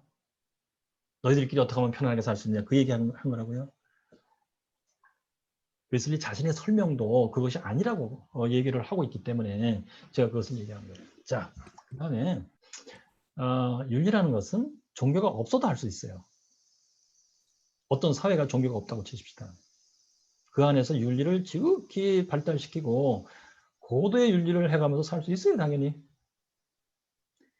그런데 거긴 종교가 없어요. 말하자면. 거기 하나님 믿는 게 없어요. 그게 가능한 얘기예요. 그러니까 구원의 길과 윤리라는 것은 완전히 별개의 뭐라는 얘기입니다. 그리고 자 그러면 하나님을 믿는 어떤 사회가 있다고 치고 하나님을 믿는다고 쳐요. 그럼 그 사회에 윤리가 없을까? 왜 없겠어요? 인간들이 모여서 살면 당연히 윤리라는 게 필요하게 돼 있어요. 서로 간에 지켜야 될 규범을 만들 수밖에 없어요. 예? 가택 침입을 하지 말아라. 그거 너무 중요하니까 법으로도 만들 당하네요. 그죠? 자, 이렇게 해서 종교가 없이 윤리만 있을 수도 있고, 근데 종교가 있으면서 윤리가 없을 수 있다? 그건 불가능해요. 윤리가 있어야 돼. 사람들끼리 사는 데는. 그런데 그 윤리에서 종교가 나오는 게 아니에요. 윤리를 가지고 하나님을 섬긴다고? 그게 아니고 적어도 성경은 하나님과 우리 사이의 관계를 규정해 주신 거예요. 성경에. 그걸 따라서 사는 게 구원의 길이에요. 그래서 산상수훈은 보니까 예수님 자신도 그런 의미로 말씀한 거고 웨슬리도 그런 의미로 이것을 해석했더라 이것이죠. 자, 그런데 우리가 구원의 길과 윤리의 길을 아주 혼동하기 쉽습니다. 예를 들면 그래요. 제가 이제 신학교 다니면서 저는 이제 들어가면서부터 토착화 신학을 배우기 시작해요. 토착화 신학이 어떻게 보면은 뭐 기독교가 생기기 이전에도 하나님이 우리 한민족을 창조하신 거고 그러니까 하나님이 자기 자신을 계시해 주시고 뭔가 우리가 하나님을 그래도 어떤 식으로든지 알면서 하나님과의 관계 안에서 가치를 생산하고 만들어면서 살아온 것이다. 그것을 상무시하면 안 된다. 그 바탕 위에서 우리가 복음을 받아들이고 해석하고 해야 된다. 이게 토착화 신학이에요. 그런데 토착화 신학이 자세히 들여다보시면 아주 동기가 무엇이냐, 그 마음에 불타는 관심사가 무엇이냐 하면요. 우리 한민족이 다른 민족에 비해서 뒤떨어질 게 뭐가 있느냐예요. 민족의 자존심입니다. 옆을 쳐다본 거예요. 지구 위에 살고 있는 여러 민족들의 관계를 살펴본 거예요. 위를 찾아본 게 아니에요. 그런 의미에서 저는 토착화 신학이 바로 윤리라 이겁니다. 그 다음에 민중신학도 그래요. 민중신학이 뭐 하나님 얘기 엄청 많이 하는 것 같지만 핵심이 그거예요. 결국 민중이 메시아다. 민중의 역사가 하나님이다. 이런 얘기를 하게 되는데 민중이라는 게 뭐겠어요? 민중 개념이 사회 안에서 형성되는 거예요. 뭐 독재가 억압한다. 억압당하는 사람들이 생긴다. 착취한다. 착취당하는 사람이 생긴다. 인권을 참 파괴한다. 인권을 참 말살당하는 사람이 생긴다. 이런 가운데에서도 전 진짜 주인이 누구냐. 그들이 민중이다. 뭐 이런 식의 얘기거든요. 역시 윤리적인 얘기예요. 윤리가 아닌 것 같은데 하나님 얘기해서 윤리가 아닌 것 같은데 윤리란 말이에요. 자, 종교다원주의는 또 뭐겠어요? 신 얘기 엄청 많이 얘기하는 것 같지만 역시 세계의 평화예요. 고등 종교들이 서로 협력하여 세계의 평화를 위해서 서로 공헌하자는 얘기 뭐겠어요? 세계의 평화 자체가 윤리의 개념이에요. 그러므로 제가 왜 윤리를 지극히 경계하고 반대하느냐. 윤리 자체가 필요 없다는 얘기가 아니에요. 신학을 윤리학으로 변질시킨 것을 저는 반대하는 거예요.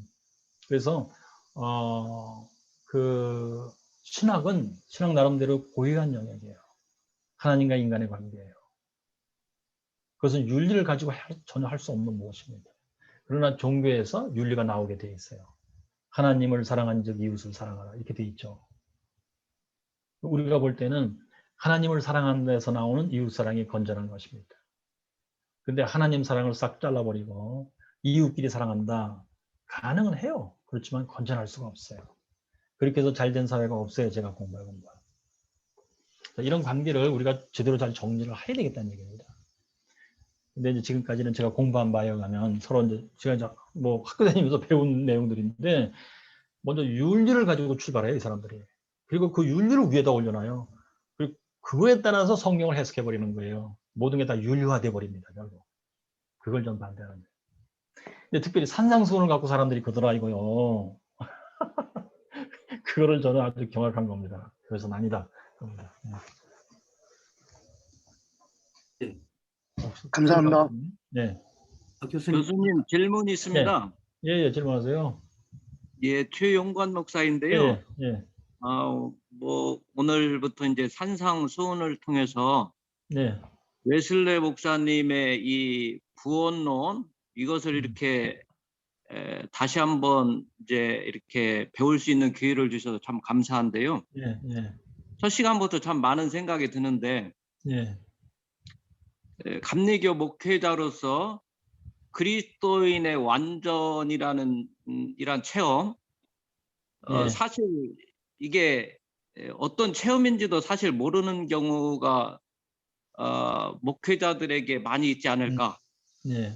그렇기 때문에 이 부분에 대해서 설교도 못할 뿐더러 예. 또 어떤 동기부여도 하지 못하는 그러한 네. 상황 속에 있는데 예. 지금 교수님 강의를 이렇게 들어보니까 예. 웨슬레 목사님 같은 경우는 지금 이 산상수훈을 통해서 웨슬레 구원론을 전개하면서 네. 가장 정점이 이제 그리스도인의 완전이고 예. 그 완전의 상태에 이르렀을 때 어떠한 의도의 순수성, 올바른 네. 의도, 네. 이게 계기가 동기가 되어서 이제 이웃 사랑 또 네. 어떠한 핍박이든지 이제 감내하는 이런 삶을 살아가는데 예. 지금 이제 웨슬레 목사님이 어떤 설교를 통해서는 그게 자기가 체험했다고는 나오지 않지만 네. 지금 교수님의 강의를 듣다 보니까 예. 이 산상수훈을 13편을 쓸 때 이미 본인은 예. 완전을 체험하고 예. 또 이게 완전히 너무 중요하기 때문에 9년 동안 이제 다른 설교는 쓰지 않고 그것만 주구장창 이제 설교하셨다고 이렇게 예. 말씀하셨잖아요. 예. 그랬을 때 이제 9년 후에 생각지도 않는 예. 그러한 이제 완전에 이른 사람들이 이렇게 나타났다는 예. 이러한 결과를 본인이 예. 경험하게 되고 예. 그런 사건 앞에서 본인이 이제 깜짝 이렇게 놀랐다라고 이렇게 예. 말씀하셨는데 예. 지금 우리 현재 감리교 예. 목회자나 감리교회 안에 이런 일들이 지금 저 생각으로는, 저 견해로는 전무하다고 보는데, 예, 우리 감리교 현실에서 예, 그러면 첫 단추가 이거 잘못 끼워지지 않나 이런 생각이 들거든요. 예, 그러면 이 첫 단추부터 어떻게 잘 끼워가기 위해서는 교수님이 아마 이번 웨슬레 구원론을 이 산상수훈을 통해서 가르치고자 할 때 어떤 네, 그런 의도가 담겨 있지 않을까 하는 이런 생각이 드는데요. 네. 자, 그럼 우리 한국 땅에서 지금까지 네. 그 개신교가 이제 전래된 이후로 완전을 체험하는 일들이 전혀 없느냐 했을 때 그건 아니에요. 교파를 불문하고 부흥의 운동이 하늘로부터 떨어졌을 때, 부흥이 하늘로부터 떨어졌을 때는 소수의 사람이기는 하겠지만 소수의 사람들이 완전을 받는 일들이 항상 있었습니다. 그런데 그 사람들은 이 웨슬리 때도 그랬어요. 완전을 이제 하나님이 주시면 반드시 그 이단이랄까 부작용이 발생해요. 웨슬리의 이제 완전에 관한 설명 그렇게 보통 번역하는데 그 책에도 나와 있어요. 그 책 자체가 그거예요. 완전을 59년도부터 이제 하나님 주셨고 그때서부터 1년, 2년, 3년 지나가면서 웨슬리 캠프 자체 내에서 완전에 관련된 이단들이 등장하기 시작해요. 그것도 웨슬리의 최측근 맥스 필드라는 사람을 중심해서 이단들이 생겨요. 신학적으로 훈련이 덜 된 사람들이야. 그래가지고 막 이단적인 주장을 하게 돼요. 뭐냐, 우리는 이제 천사처럼 되었다. 우리는 다른 사람의 설교를 들을 필요가 없다. 우리는 율법을 지킬 필요가 없다. 왜 완전해졌으니까 이제 뭐 더 이상 할 게 없어. 예, 그런 다음에 이제 하나님이 우리 인간에게 하실 일을 다 하셨다고 봐요. 그래서 자, 내년 2월쯤에 예수님이 재림할 거라고 생각해요. 신학적인 훈련이 완전 잘못된 사람들이에요. 그게 웨슬리의 최측근이었었어요, 맥스필드가. 평신도 설교자였었습니다. 그런 걸 웨슬리가 경험을 하게 되죠. 우리 단어도 마찬가지였습니다. 완전을 받는 일들이 있었고, 그 중에는 그렇게 잘못되는 사람들이 있었고, 또는 이쁘게 잘 진행이 되는 사람들도 있었고, 그러나 완전이라는 것은 한 번 받으면 평생 가는 게 아니에요. 그게 거의 원칙처럼 그렇게 돼 있어요. 웨슬리 자신도 주장을 그렇게 해요. 완전을 받고 한 번 이상 상실하는 일은 비일비재하다. 오히려 그게 정상이다. 그리고 상실하고 또 받고 상실하고 또 받고 이렇게 몇 번 반복한 후에 견고해진다. 그건 웨슬리 자신의 체험이라고 저는 봐요. 그러니까 그런 눈으로 한번 과거에 우리 예수 믿던 사람들을 돌아보시기 바라요. 그러면 보일 겁니다. 도시에서도 시골에서도. 근데 그런 것 때문에 잘못되고 혼란해지고 하는 역사들도 당연히 따라붙어 있었어요. 그러니까 완전을 받는 일들이 없었던 게 아니에요. 있었는데 관리를 잘못하는 일들이 더 많이 발생한 겁니다. 그래서는 이제 부흥에 대한 비판들이 생기기 시작해요. 부흥에 못 쓰겠다, 안 되겠다. 뜨겁게 확 일어났다가 막 잘못되고 부작용을 막 그런다. 그래서 대신 등장한 게 뭐냐면 질적 성숙이었어요. 질적으로 성숙해야 된다. 그러면서 차분하게 해야 된다. 그런 것이 대세를 이루게 돼요. 수십 년 동안. 그러면서 이제 정착된 게 뭐냐면 완전이라는 것은 웨슬리는 우리가 살아있을 때 받는다고 실현된다고 주장했지만 사실 우리는 그것을 완전을 받는 걸 목표로 놓고 나가야 된다. 왜요? 그래서 우리 교리와 장정 1997년판 특별히 여기서부터 완전에 대한 설명을 어떻게 해놨냐면 이겁니다. 자, 저 읽어드릴게요. 교리와 장정에서 감리교 신앙의 강조점 이런 제목하에 3번 성화와 완전 항목인데 이렇게 되어 있어요. 성화의 과정에 있는 신자들은 성령의 깨우치심으로 죄에 대해 더욱 예민해지며 맞는 말씀. 유혹과 시험을 이기는 힘을 얻게 된다. 맞아요. 신자들은 하나님의 성화의 은혜에 응답함으로써 구원의 역사에 동참한다. 좋아요. 맞아요. 성화에 있어서 인간의 능동적 노력과 수고가 필요하지만 맞아요. 완전에 이르는 것은 하나님의 은사다. 맞는 얘기. 그리스도인의 완전은 인간의 연약함과 한계를 인정하며 오케이, 좋아요. 웨슬리 자신이 주장한 거예요. 다시 죄로 인하여 타락의 가능성을 배제하지 않는 것을 의미한다. 오케이, 맞아요. 아까 말씀드렸죠. 완전 얻으면은 대개는 한 번 이상 상실해요. 웨슬리는 이 세상에서 순간적인 완전을 인정했지만 맞아요. 그것은 언제나 소망과 기대를 통해 목표로서 남아 있어야 한다. 이게 틀린 겁니다.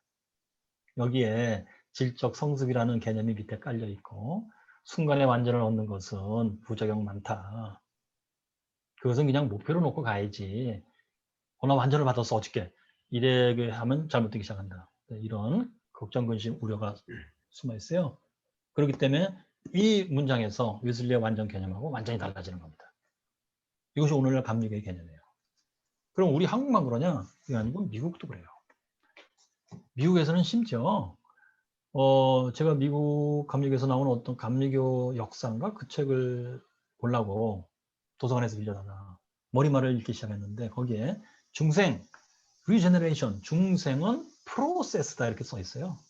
중생은 하나의 과정이다. 오, 중생 자체를 어떤 순간에 내가 예수 믿고 죄사함 받으면 거듭나는 걸로 보는 게 아니고 서서히 만들어져 나가는 뭘로 보는 거예요, 중생을. 뭐 일정의 과정을 거쳐가면서 이제 중생이 시작된 거예요. 그러면서 과정을 거쳐서 뭐 1년, 2년이고 지나가면 중생이 되는 거예요. 이런 식으로 해석을 하고 있으니 웨슬리 신학에서 완전히 거리가 멀어지는 거예요. 하나의 독립된 뭐예요, 그냥. 그래서 저는 일단 그거예요. 웨슬리 신학을 웨슬리가 한 말대로 일단 한번 보자. 그것이 현실성이 있던 없던. 과거에는 그랬는데 오늘날은 불가능하다. 뭐 그러던 말던. 그리고 난 다음에 오늘날 현실이 우리가 뭔지를 한번 검토해 보자. 웨슬리가 한 말과 뭐 어느 정도 가까운지 뭔지. 그런 다음에 웨슬리가 한 말대로 따라가 보든지 말든지 그건 뭐 개인의 선택이다. 그런데 문제는 뭐냐? 현실 오늘날의 뭐 미국 감리거든 우리나라 감리거든 우리의 현실이 있어요. 중생 잘 안 돼요. 그리스 완전은 더군다나 안 돼요. 거기에다가 맞춰갖고 웨슬리 신학을 왜곡하지 말아라. 웨슬리 자신이 중생은 프로세스야. 완전이라는 것은 항상 목표야 그냥. 그런 식으로 얘기하면 안 된다. 저의 주장인 것입니다. 자, 그래서 저는 웨슬리가 한 말을 일단은 사실대로 봐야 돼요. 사실대로 재구성을 하고 그 다음에 저 개인의 입장은 그거예요. 웨슬리가 한 말이 현실성이 없는 게 아니에요. 당연히 실제로 체험했던 웨슬리의 그 체험 개념 강조를 한번 보세요. 하나님이 약속하시고 실제로 이루신다는 거예요. 그게 왜 불가능해요? 웨슬리의 주장도 있어요. 믿지 않기 때문에 이것이 불가능하다예요. 그리고 그 당시 메토디스트들 가운데 완전을 못 받은 사람들의 숫자가 훨씬 더 많았죠. 그들이 한 말, 너희들이 완전을 왜 못 받느냐? 선행을 많이 안 해서 그게 아니다. 일단 안 믿어서 그렇다. 안 믿으니까 구하지 않아서 그렇다예요. 그러므로 믿고 구하라. 이게 완전을 받는 비결이에요. 웨슬리가 얘기하는 거. 거기에 이제 깔려있는 게 그거잖아요.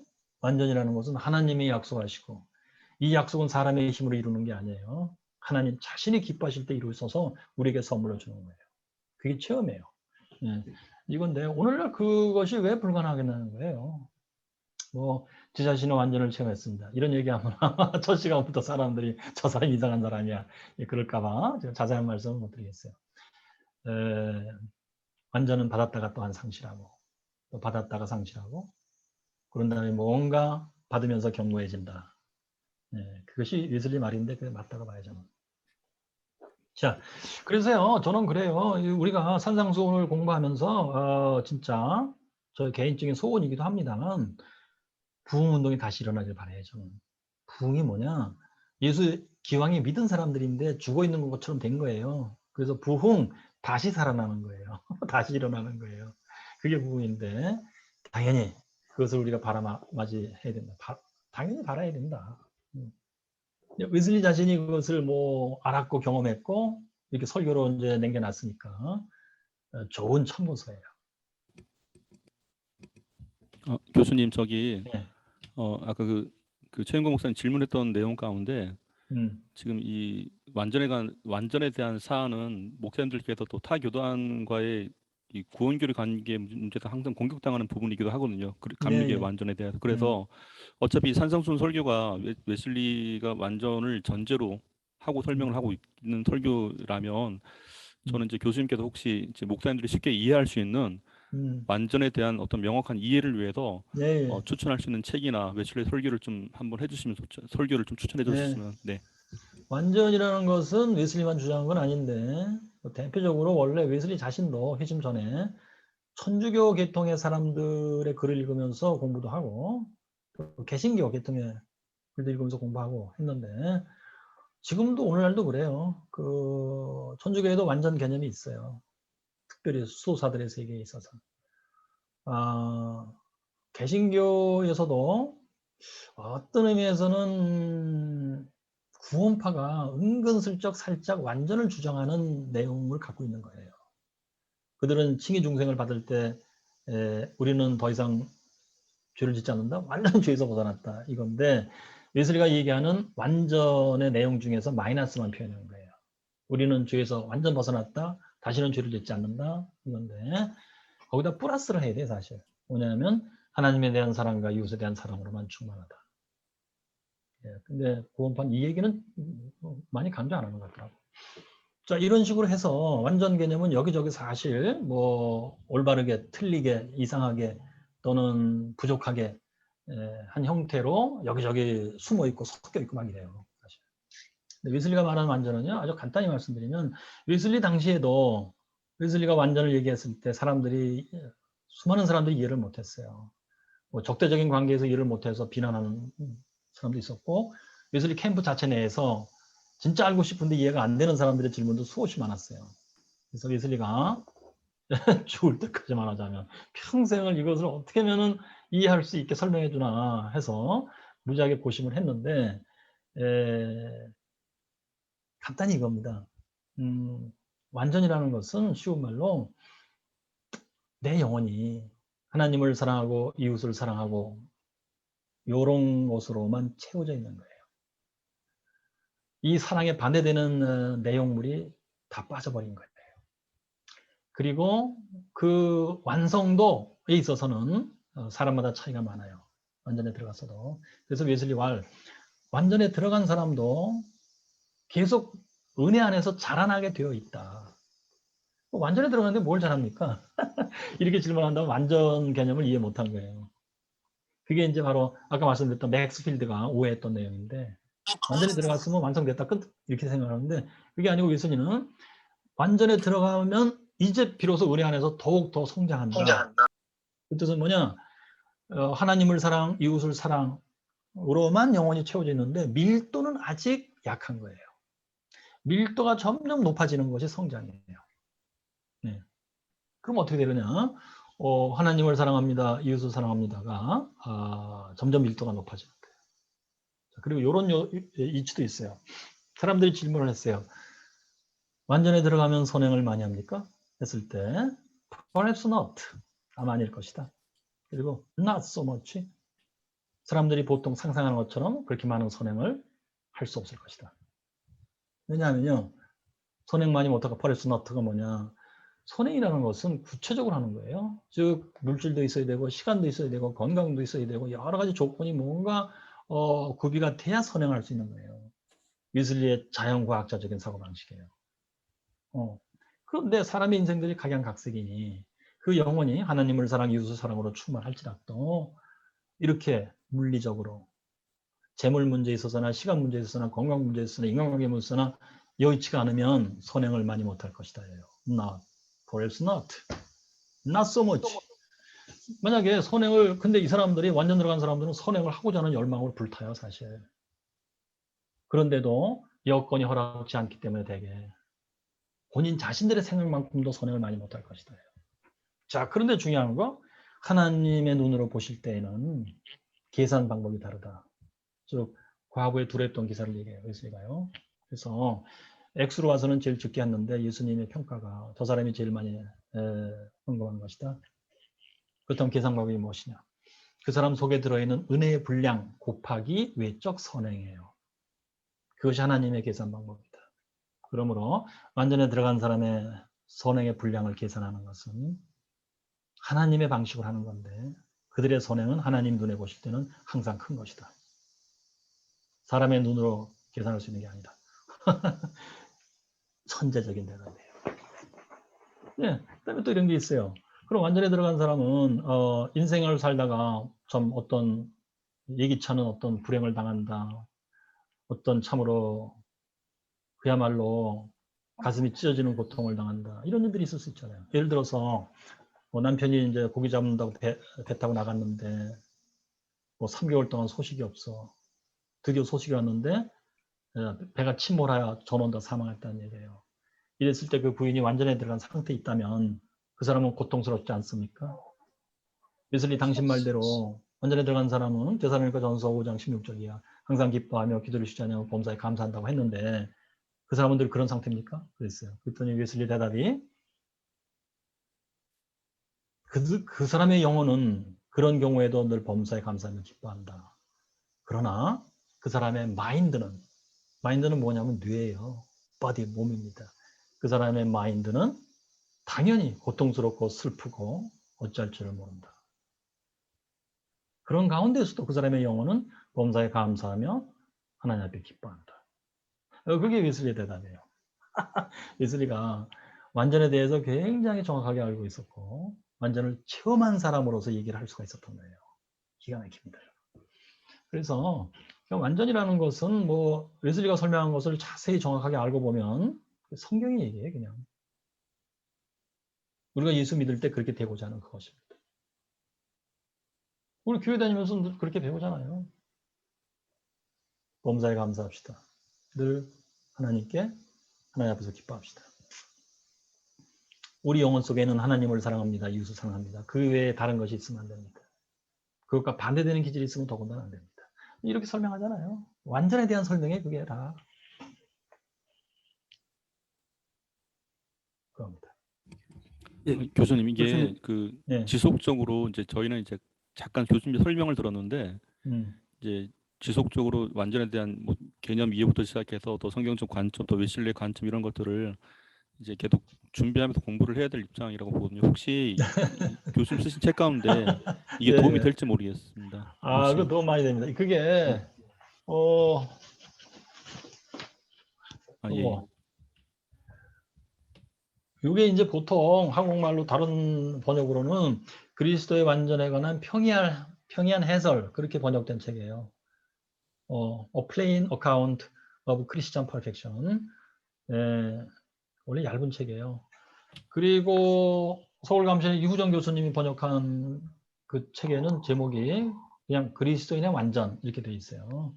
그리고 저는 이것을 그리스도의 완전에 관한 거짓 없는 성명 이렇게 번역했는데 거기서 플레인을 저는 진솔한 거짓 없는 번역했고 account 그것을 단순한 뭐 설명 해설 정도가 아니고 성명 즉 억울한 일을 해명하는 거예요. 이게 아니다. 왜 그러냐면요. 이 책은 웨슬리가 부흥운동 초기에서부터 쓴 완전에 관련돼서 쓴 글들에서 해당 부분을 뽑아갖고 편집한 거예요. 동기와 목적이 뭐냐? 맥스필드 때문에 한 거예요. 이거요. 그러니까 1759년부터 완전을 받는 일들이 막 불같이 일어났는데 1년, 2년, 3년 지나면서 60년대 초반에 들어가면서 맥스필드가 막 그렇게 이상하게 이단적인 주장을 하게 됐고 맥스필드를 추정하는 사람들이 생겼고 웨슬리와 대척하게 된 거예요. 그래서 웨슬리 너는 완전에 대해서 가르친 바도 없고 체험한 것도 없다 막 이런 거예요. 그래서 웨슬리가 그게 아니다. 내가 왕년에 완전에 대해서 알고 있었고 가르쳤고 했던 내용을 내가 그러면 소개해 주겠다 하면서 편집하는 건데요. 그래서 거기서 어카운트는 그냥 편안한 마음으로 설명하는 게 아니고 성명하는 거예요. 나는 억울하다 이러면서요. 이 책을 저도 처음에 읽을 때는 진짜 이해하기 어려웠어요. 그 당시에 전문 용어들이 등장해요. 전문 용어가 뭐냐면 죄로부터 깨끗해졌다. 우리는 칭의중생을 생각하잖아요. 그게 아니고 그때는 완전 성화였어요. 그게. 또 성화. 그렇게 단순히 성화 그래도 초기에는 완전 성화를 의미했던 거예요. 웨슬리가 성화를 생각할 때는 완전 성화를 늘 생각하고 있었어요. 근데 이제 사람들이 이것을 잘 이해를 못하고 자꾸 오해가 생기니까 구별하게 돼요. 성화 그러면 일반적인 성화 얘기하고 완전 성화는 따로 구별해서 완전 성화 얘기해요. 그래서 저도 이 책을 처음 읽을 때 아주 혼돈이 많았었습니다. 그러다가 이제 수차례 읽으면서 조금 이제 분명하게 된 겁니다. 이 책을 이제 읽으시면 웨슬리가 생각한 완전에 대해서 아주 많은 것을 알게 됩니다. 오해도 많이 사라지게 됩니다. 네. 예, 교수님. 네. 하나만 더 질문하겠습니다. 네. 그 산상수훈 강좌를 준비해 주셔서 감사하고요. 네. 그리고 좋은 책을 출간해 주셔서 아주 도움이 됩니다. 네. 그리고 오늘 산상수훈 5장, 6장, 7장 구조를 아주 명확하게 정리해 주셔서 네. 산상수훈을 연구하는데 아주 좋은 통찰이 됩니다. 한 네. 가지만 더 여쭙겠습니다. 예. 오늘 그러면 사도 바울이 말한 에베소서 4장 23절, 24절에 너희 심령이 새롭게 되어 하나님을 따라 의와 진리와 거룩함으로 지으심을 받은 새 사람을 입어라. 네. 이 그리스도 안에 있는 새 사람과 이 팔복은 어떤 관계에 있는지 에베소서 몇 장이라고요? 3장? 4장 23절에서 24절입니다. 오, 맞아요. 예. 신약 성경 전문이 아니라서 20 너희는 에베소서 4장 좀 옛사람을 버리고 오직 심령으로 새롭게 되어 하나님을 따라 의와 진리의 거룩함으로 지으심을 입은 새 사람을 입으라. 예. 웨슬리 같으면 이것을 그리스도의 완전이라고 해석했을 것 같아요. 즉 의와 진리와 거룩함. 그래서 이는 완전을 의와 진정한 거룩이라고도 표현해요. 예. 이게 지금 의와 진리와 거룩이랬는데 아마 직역하면 의와 진정한 거룩일 거예요. 바로 웨슬리가 이 규절을 가지고 그리스도의 완전을 표현하고 또한 도덕적 하나님의 형상을 묘사할 때도 바로 이 규절을 사용해요. 그러니까 그리스도의 완전은 뭐냐? 도덕적 하나님의 형상이 완전하게 회복된 상태예요. 예. 그러면 교수님, 사도 바울이 성령의 열매하고 이 팔복하고는 어떤 연관성이 있다고 생각하시나요? 성령의 열매는 훨씬 더 큰 개념이죠. 훨씬 더 큰 개념인데 일컨대 성령의 열매, 웨슬리의 성령의 열매는 아마 처음에는 칭의 중생을 의미할 것 같아요. 그러면서 플러스 알파가 뭐냐? 칭의 중생 받으면 성령의 증언을 받아요. 그러면 동시에 우리 자신의 영의 증언이 따라붙어요. 이것이 이제 갖춰져야 성화를 정상적으로 제대로 갈 수 있다고 본 거예요, 웨슬리는요.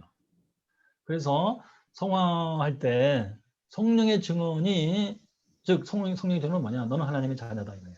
칭의 중생 받았고, 그러면 이제 나의 반응이 뭐냐면 하나님의 진정으로 나를 사랑하시도다. 그거를 체험적으로 알게 되고 내가 하나님을 사랑하게 되고 있게 돼요. 요 상태가 지속돼야 돼요. 그걸 성령의 증언이라고 표현해요. 그러면 우리 자신의 영의 증언은 뭐냐? 내가 나의 영혼의 상태를 즉각적으로, 직관적으로 스스로 감지하는 거예요. 그러면서 성경의 말씀과 비춰보는 거예요. 성령의 9가지 열매, 예를 들어서. 내가 직관적으로 감지해 보면 내 영혼의 상태가 성령의 9가지 열매에 일치한다. 그러면 내가 거룩한 사람이에요. 그게 내 자신의 영의 증언이에요. 나는 하나님의 자녀다. 이렇게 되는 거예요. 이게 이제 그 성화 과정에서 이것이 제대로 구비돼서 진행이 돼야 정상적인 성화가 진행된다고 보는 거예요. 자, 그런데 팔복이라고 하는 것은 뭐냐? 팔복은 이제 구원의 순서 느낌이 강해요. 영의 가난에서부터 시작돼 갖고 이 시작이에요. 바탕이에요. 그다음에 애통 거치고 온유를 거치고 의에 줄이고 목마름을 거치고 그래서 드디어 그리스도의 완전에 들어가서 하나님을 사랑, 이웃을 사랑, 마음이 정결하다, 자비롭다 하고 이제 외적 행동으로 나가요. 화평케 하는 자, 선행하게 되고 그 다음에 핍박을 당하게 돼요. 핍박을 당하는데 기쁨과 감사함으로 당하는 거예요. 이렇게 해서 팔복이 완전 구성이 돼서 진행돼 나가는데 요것은 성령의 열매라고만 표현하기가 어려워요. 성령의 열매가 여기 포함되어 있어요. 그렇지만 성령의 열매 설명을 할 때 이 팔복이 쫙 나오는 게 아니에요. 근데 팔복을 설명하려면 늘 성령의 역사를 얘기 안 할 수가 없어요. 그러니까 이제 팔복이라는 것은 성령의 역사하고 관련이 되지만 또한 독특한 무엇이고 구원의 순서이고 그리스도의 완전을 정점에 놓은 무엇이고 그리스도의 완전을 받았을 때 받기 전에도 팔복의 상호작용으로 진행이 돼야 돼요. 나선형처럼. 그런 가운데서도 그리스도의 완전을 순간에 받아요. 그리스도의 완전을 순간에 받고도 은혜 안에서 계속 성장한다 했으니 이 팔복이 나선형처럼 움직이면서 성장하는 거예요. 참 희한하죠? 그러니까 그리스도의 완전에 들어가서도 애통이라는 것이 있다니까요. 그때는 하나님이 나에 대해서 얼굴을 돌렸다. 이게 아니고 애통의 이제 두 번째 측면이 있어요. 즉 세상을 쳐다보면서 애통하는 거예요. 죄 가운데 빠져 있는 세상을 보면서 하나님이 세상에 대해서 왜 얼굴을 돌리셨나이까? 하나님의 자비로운 얼굴을 보여주시옵소서. 이런 식으로 기도하며 세상을 본다는 거예요. 애통이 그런 식으로 있다. 또 의에 줄이고 목마른다. 완전에 들어가서도 나의 영혼이 주님이요 하나님 사랑, 이웃 사랑으로 밀도가 높아지기를 원합니다. 오로지 주님의 사랑으로만 나를 충만하게 하시고 강력하게 하시고 이렇게 기도한다는 얘기예요. 그래서 예수님은 이 팔복이라는 것을 참 구원을 위한 기가 막힌 기계라고 생각한 겁니다. 여기서 이제 웨슬리의 자연과학도적인 사고방식 볼 수 있어요. 팔복은 구원을 위해서 예수님이 가르쳐 주신 설계하신 기가 막힌 기계다. 네, 교수님, 네. 영월 성은교 이상주 목사입니다. 예. 그 완전을 받는다라는 설명을 듣다 보니까 그 성령 세례를 받는다, 또 성령 충만을 받는다, 이거랑 조금 같은 표현처럼 느껴지는데 어떤가요, 그게? 알겠습니다. 그래서 제가 일찍이 성령 세례와 그리스도의 완전은 같은 것이다. 저는 논문을 썼어요. 그런데 재밌는 게 있어요. 우리나라에서는 이제 로이드 존스가 쓴 성령 세례라는 책, 원래 그 책의 영어는 unspeakable joy, 말로 표현할 수 없는 즐거움, 기쁨, 이건데 성령 세례를 설명한 설교예요. 거기에서 말이죠. 이 사람이 로이드 존스가 이 책을 왜 쓰게 되냐면 결국 이 사람은 칼비니스틱 메토디스트예요, 원래. 그래서 웨슬리 당시에도 영국에 칼비니스틱 메토디스트들이 있었죠. 특별히 웨일즈 지방 쪽으로. 이들은 칼빈주의입니다. 근데 이들에게도 메토디스트 현상이 있었던 거예요. 그 리더가 바로 휘트필드예요. 근데 이들은 이중 예정설을 중심에 놓고 칼빈주의식으로 이제 해서 웨슬리 집단과 결국 갈라지게 되고 그런 후에 다시 합치기도 해요. 또 우리가 메토디스트다 이러면서. 그런데 이중 예정설 얘기가 나오면서 다시 갈라져요. 이런 관계가 있었는데, 자, 메토디스트, 칼비니스트 메토디스트에서 메토디스트가 뭐냐? 그것은 바로 체험입니다. 그래서 로이드 존스도 성령 세례를 해석할 때 그 핵심은 체험이에요. 그러면서 이 성령 체험을 하고 대언의 능력이 생긴다고 봤어요. 즉 그리스도를 증거하는 거예요, 담대하게.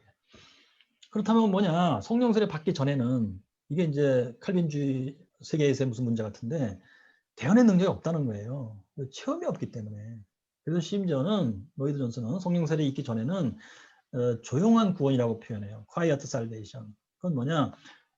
믿음으로 이신칭이 하는 건데 물론 그리고 뭐 거듭나는 건데 이것은 본인이 자각을 하는 것이 아니라고 봐요. 체험이 없는 거예요. 근데 하나님 입장에서는 구원하신 거예요. 신단동설. 근데 이래고만 가지면 안 된다. 성경 얘기는 특히 사도행전 보니까 성령 세례를 받으면서 이들이 담대하게 증언하고 하는 것이 있었다. 능력이 있었다. 오늘날도 가능하다 이게. 그래서 성령 세례를 이제 받아야 된다. 얘기인데 이것은 웨슬리 당시 1700년대 그 웨일즈 지방에서 칼비니스트 메토디스트들에게 실제로 있었던 일이에요. 성령 세례를 받고 부흥의 설교사가 되고 막 이런 일들이 있었어요. 재밌는 거. 그런데 1960년대에 로이드 존스가 런던에서 이 설교를 막 굉장히 열렬히 했고 뭐 1000명 전후의 회중들이 이걸 들었고 그때만 해도 이게 거의 기적이었었대요. 그런데 성령 세례를 받는 다른 말로 이것을 받으면 부흥이거든요. 원래 집단적으로 받으면 부흥의 운동은 안 일어났던 것입니다. 로이드 존스가 그렇게 열렬히 설교했지만 여기서 알 수 있는 게 있어요. 우리가 성경을 제대로 읽고 지식적으로 이론적으로 올바로 얘기할 수 있어요. 그러나 부흥은 그렇게 해서 일어나는 게 아니에요. 부흥은 하나님의 주도권을 갖고 하나님이 주시면 우리가 받고 안 주시면 못 받고 그런 겁니다. 자, 그런데 제가 주목한 건 무엇이냐? 웨슬리 당시에 칼비니스트 메토디스트나 웨슬리안 메토디스트나 성령 세례를 받는 일이 같이 있었다고 봐요, 저는. 그런데 칼빈주의에서는 이들이 그 조용한 구원을 받은 사람들이기 때문에 구원받은 건 맞아요. 그러나 성령 세례를 못 받을 때는 조용해. 성령 세례를 받을 때 대언의 능력이 생겨. 근데 웨슬리안 메토디스트들은 처음 칭의 중생 받을 때 체험을 해요.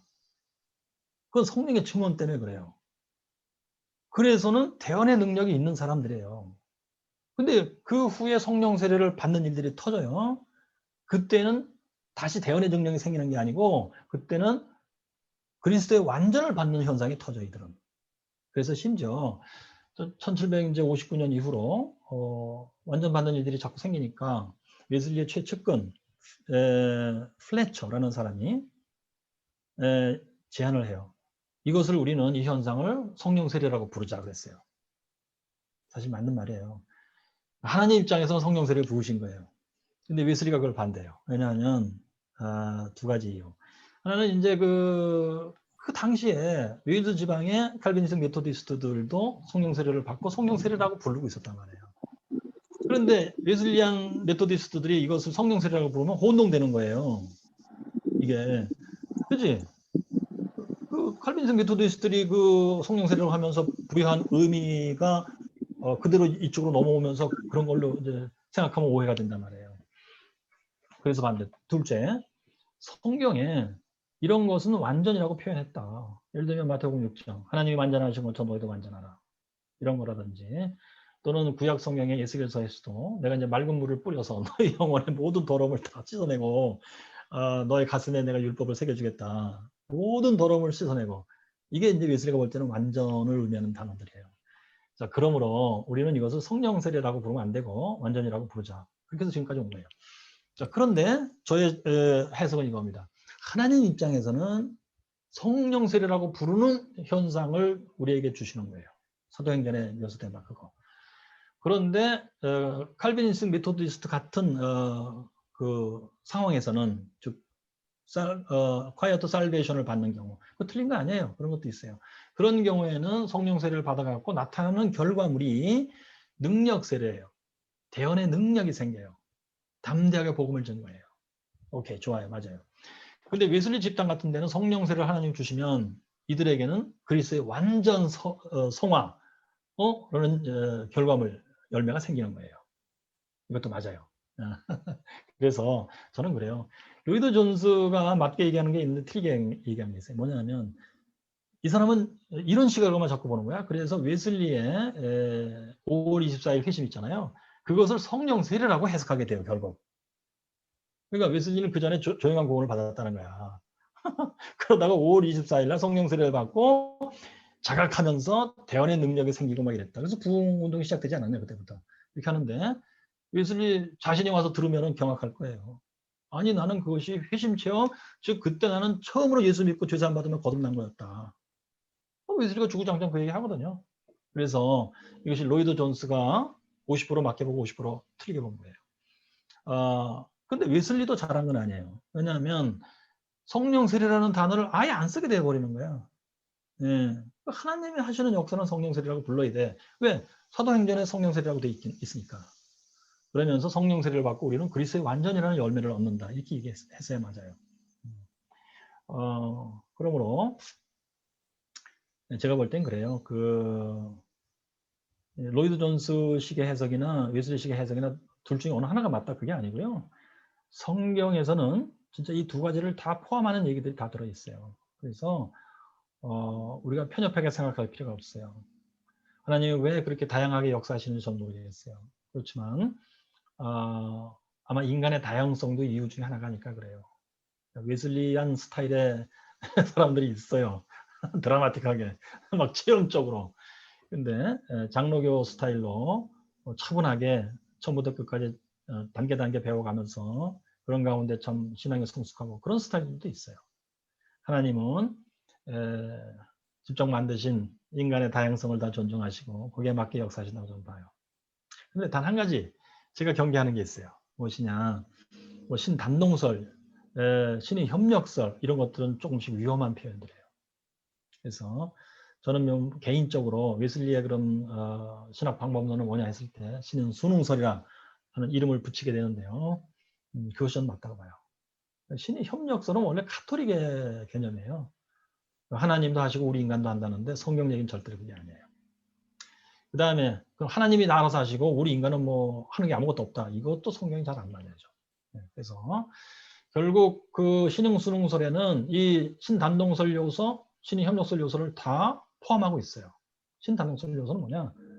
뭐 신흥순응설 다음에도 기회가 있으면 자세히 말씀드리겠는데요.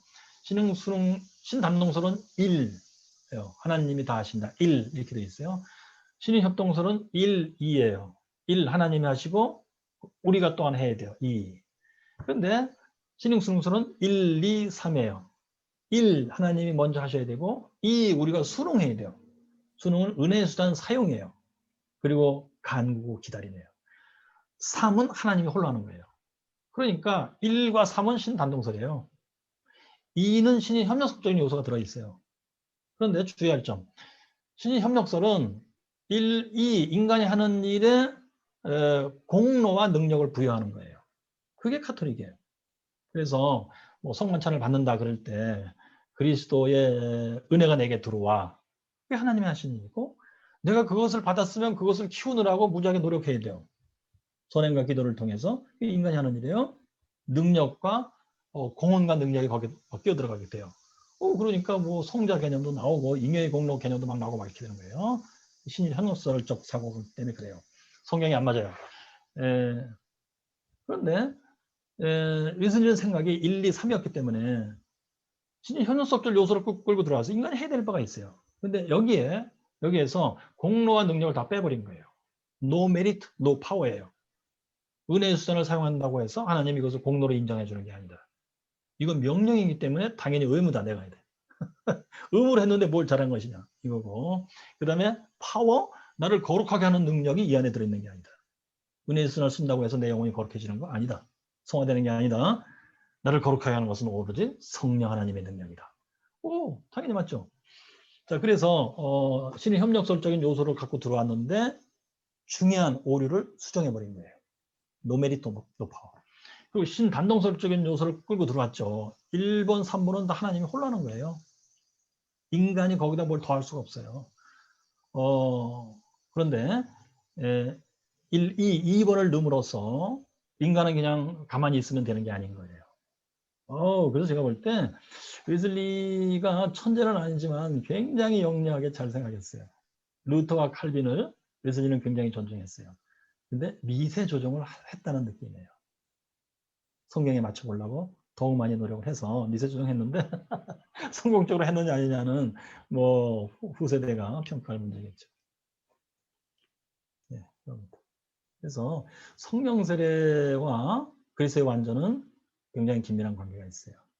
네, 그래서 이 성령 세례와 그리스도의 완전을 연결시키지 못하면 그리스도의 완전은 당연히 신의 협동설적으로 생각하게 돼 있어요. 우리의 노력을 하는 건 줄 알아요. 아까 제가 이제 그 교리학 장면 읽어드렸잖아요. 이것은 우리의 늘 목표로만 남겨둬야 된다.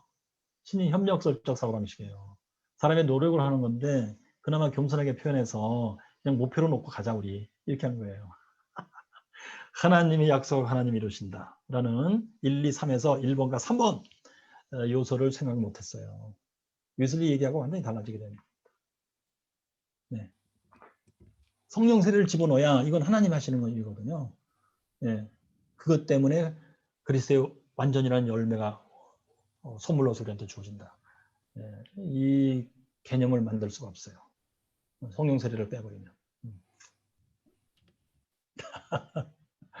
모르겠어요. 여러분들 들어보시고 평가를 해보시기 바라요. 네. 이것은 제가 공부해보는 가운데 이런 주장한 사람은 아직 못 봤어요. 제가 많이 못 읽어서 그러겠죠. 네. 그래서 여러분들이 잘 보시고 평가해 주시고 감사하겠습니다. 네.